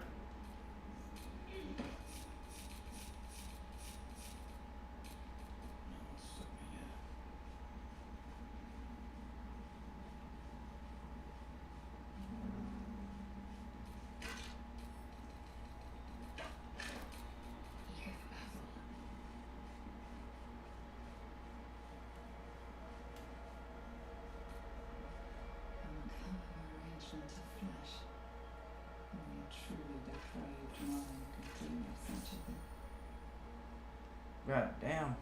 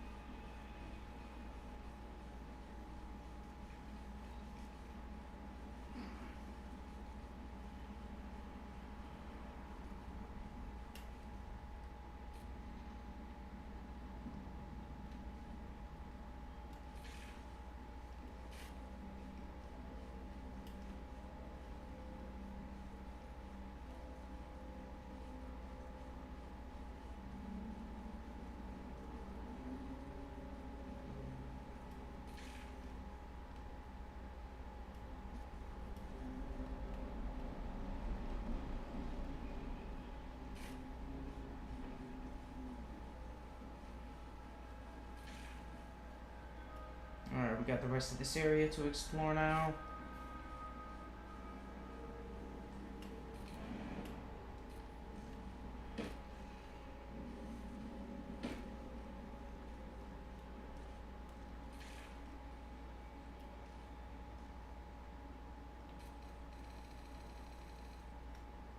Just teleport back there.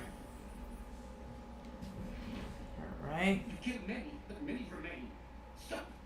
Spare our lives, or face my teeth and claws. Every little death fills my head with more thoughts. It's too much, too painful. Kill one more of us, and you will pay.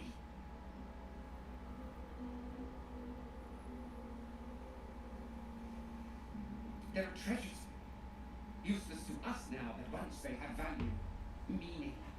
We hid them away, untouched for a lifetime. Keep your word, and we will reveal them to you. Oh, nice.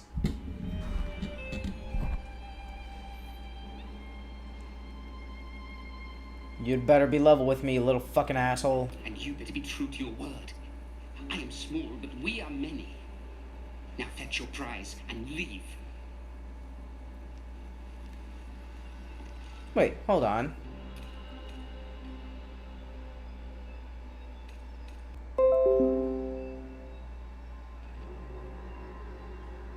The fuck?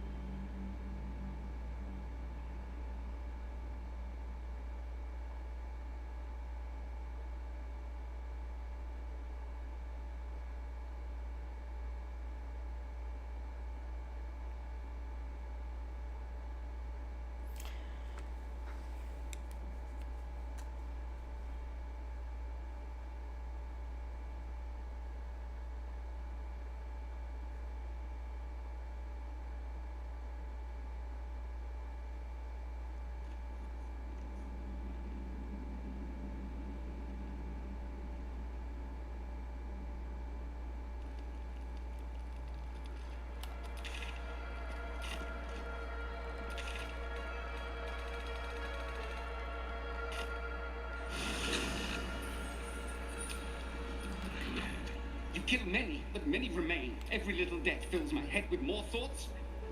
It's too much, too painful. An ordinary rat alone. But together, something more. Some remember turning away from the sun. Some remember donning a black cloak. Some remember plunging a blade into an innocent heart. Oh shit. We all remember a name. Lefindor. We share who he was. How can that be? It shouldn't be. We should be one long dead. Instead, we're many. Scurrying, hiding, surviving. Nice. Crumbs of a life. Harmless nothings. Unless you test us. Leave us in peace. There are treasures. Useless to us. Keep your word, and we will reveal them to you.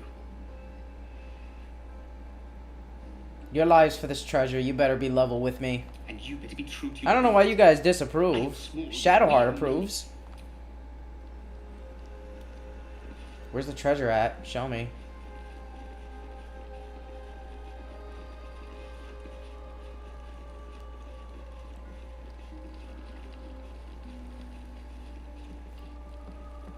Oh shit! God damn it! Where'd you go, bro?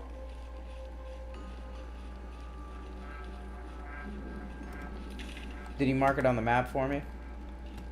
Oh, he did. Sharon Provisions? Oh, I think I already stole that shit.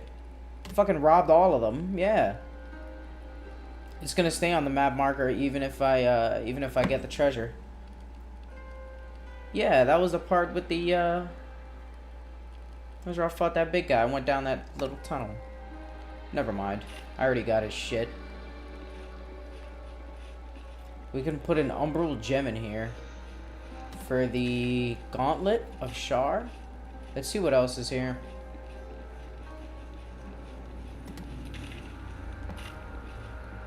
Probably some good loot.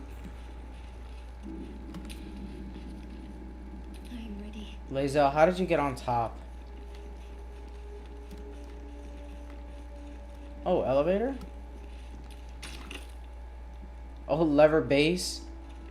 What the fuck is this? I'll put a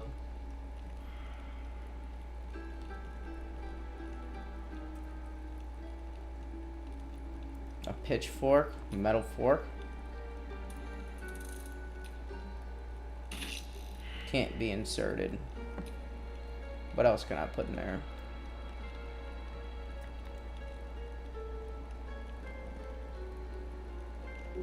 Incense stick. Get the fuck Can't out of use here. this right now.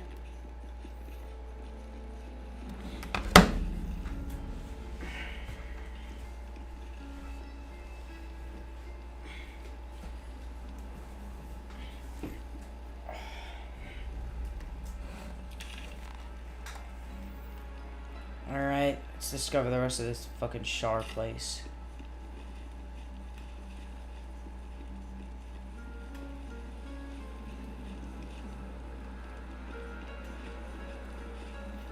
You know what, let's save it here. I got shit to do.